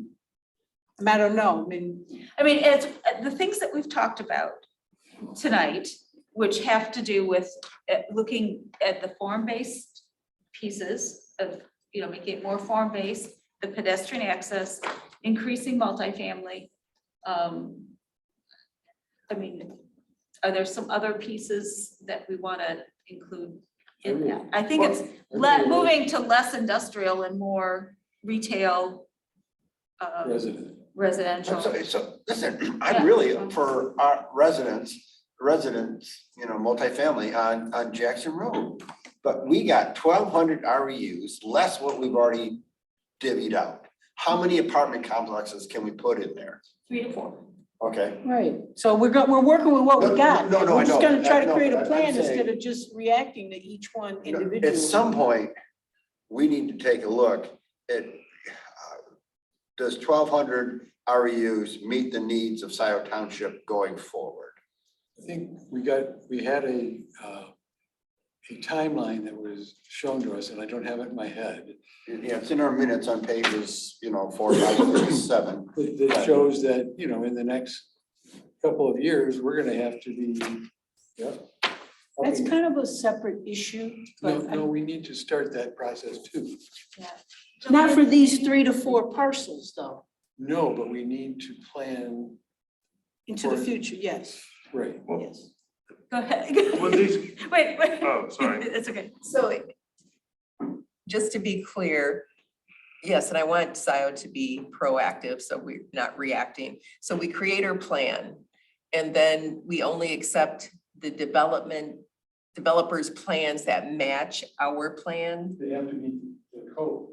They had, okay, so but if they own the property and they have a buy right, So that's what- so that's why we're changing, we're making the plan. This will be a zoning ordinance change, right?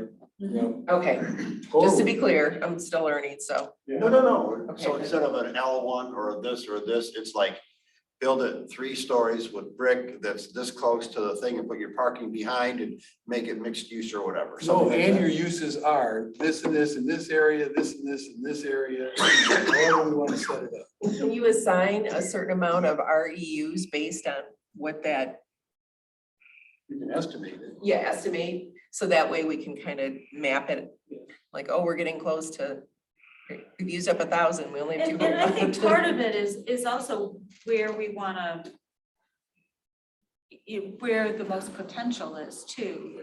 And because if you looked at the way Pittsfield did that original plan, they actually identified nodes of where they wanted to promote the placemaking development. And so I think part of the strategy, because we don't at this point have we can't just let it loose along the whole corridor, but how do we incentivize it in certain areas?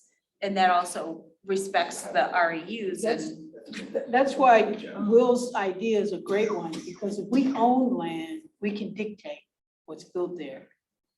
So it's different when it's owned by somebody else. One of the issues, I mean, most of them are small, but it'd be great to have that inventory. The one thing about that Stabler land is if you're doing any kind of MISTA financed affordable housing, you can't be that close to an expressway. Yeah. So they show that it's bad for your health, live that close to an expressway. I was gonna say on the REU thing, what is stopping? No, actually, this is for you. Right now, we have our limit of REUs, and there are certain by right developments that could happen. What happens if a by right development in that sewer and water district, hypothetically, would make us cross this REU threshold? I mean, does the township have a way to stop somebody from developing their property because we don't even have the resources to provide them? Do we violate a contract, or is there any sort of stopgap there? Not that I'm aware of. That's a bridge that we hope we wouldn't ever get to, that we hopefully planned before we got to that point. But I will say that I put that down, John. some of the original REU Planning for our future plans REUs. I put that down. took into account the existing zoning and the existing master plan. And so in theory, if people were developing under the current office, industrial, commercial designations, there shouldn't be a problem. It's going outside of those designations, like that require additional REUs. And You mean dense housing that goes up stories. because those, there's, if you notice on Jackson Road, there's nothing zoned multifamily. But we're promoting that as part of the Jackson Road Overlay District and through our master plan. But there have been various REU studies that took into account existing zoning, existing land use.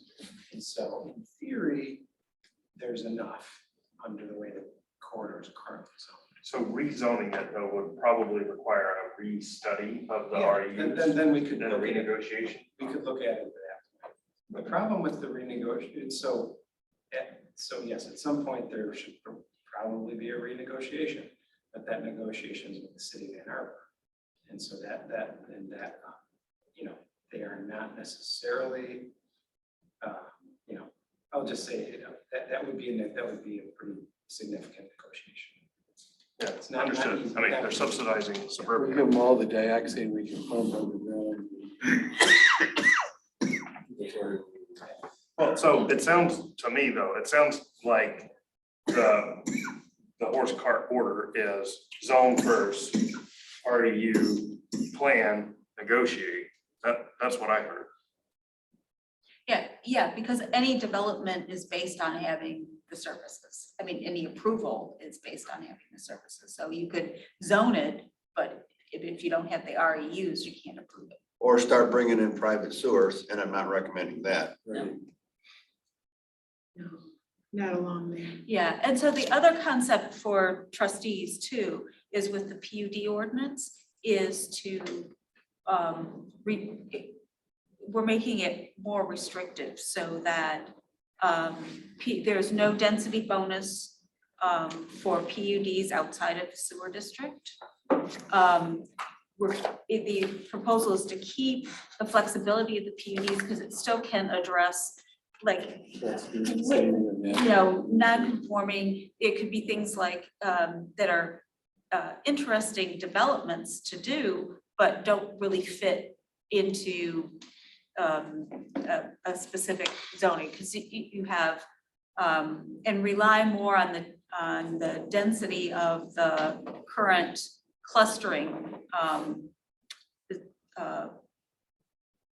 incentives that we have. So you wouldn't get anything more by doing a PUD than you would under a normal clustering zoning. Yeah, so people would use a PUD for an unusual circumstance or, I'm trying to think of Outside of the sewer district. outside of the sewer But district. in the sewer district, they can have additional units allowed. Density bonuses that At will least for now. remain in effect for the Jackson corridor. Would the form-based zoning eliminate the need for a PUD? You might be able to do that.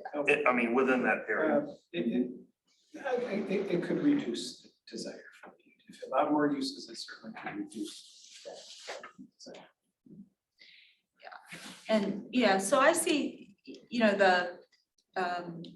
so how we word the PUD and what we're trying to do in Jackson Road is they're very much related. And part of that also has to do with, right now, 2 stories is our maximum. And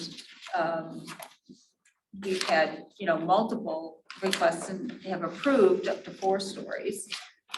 We just did up to the possibility of 6 stories. I don't know what if trustees went along with, that's the Goodrich Theater site. But, looking at, what, because what happens when you're increasing your density, if you want to still keep a certain amount of open space, you end up Gotta going go up. And most of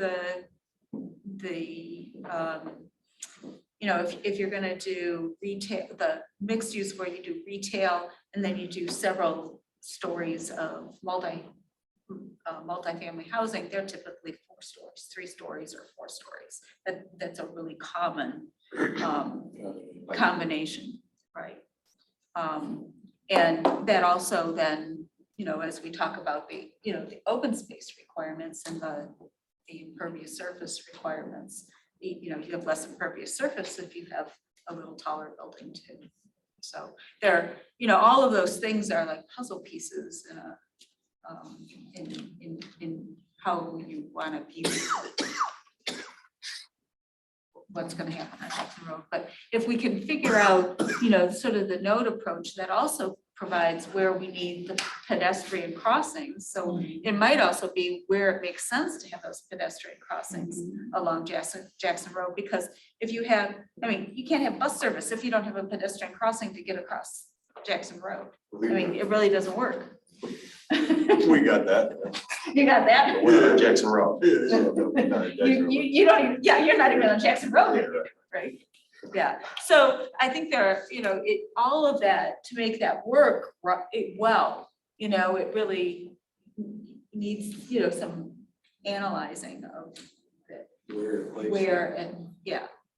So can we continue this in the interest of moving on at Yes. 11:40 at night? Yeah, we And need to can go. we table possible action item 3? 10:40. 10:40 at night, my Motion? apologies.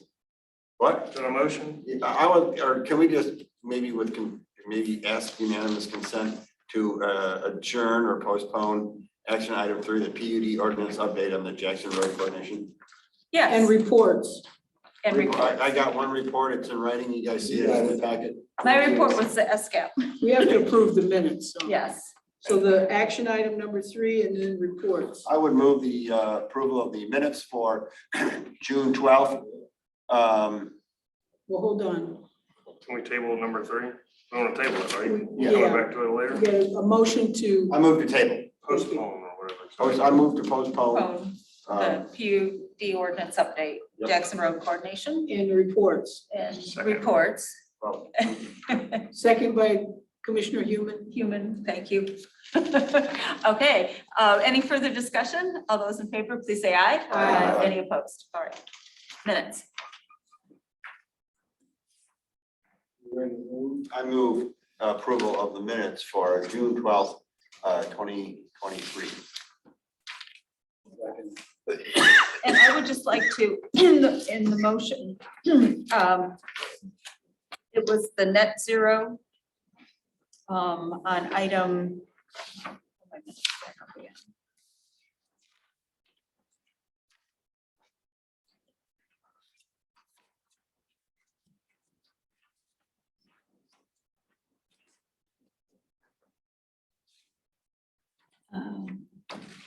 Wait for it. There were two things in the motion.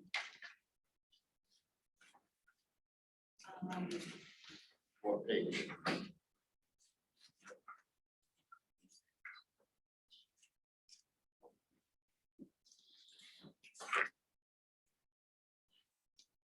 What topic? Okay, it was the motion. It was the net zero carbon and maybe that was it. Oh, and it wasn't waiving. It was just waiver of perimeter parking landscaping. So we're Oh, talking about. you're back on Lithia. Yeah, I'm sorry, I the missed minutes. that. Sorry. Right, I was So it looking was for that in the page, minutes. it was page 6 of the minutes, item C, 3C and 5. And This is not the special meeting. This is the regular minutes for June 12th. 6/12. You said page 6. of 6, yeah.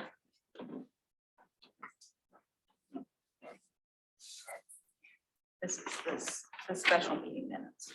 So the special. No, the one that's that happens a June, week that's later. the 20th. The 20th. So on the June 12th, Oh, minutes. June 12th minutes. I don't have any changes in the June 12th meeting minutes. Sorry, I was on the wrong There's a one. motion on the floor to approve the minutes of 6/12/23. Okay. Support by Commissioner Hyde. Hyde and, yep. All those in favor, please say aye. Aye. Any opposed? Right. And the minutes of the special meeting, 6/20. Want to move with those additions? I wasn't there. I wouldn't be proper for me to review them.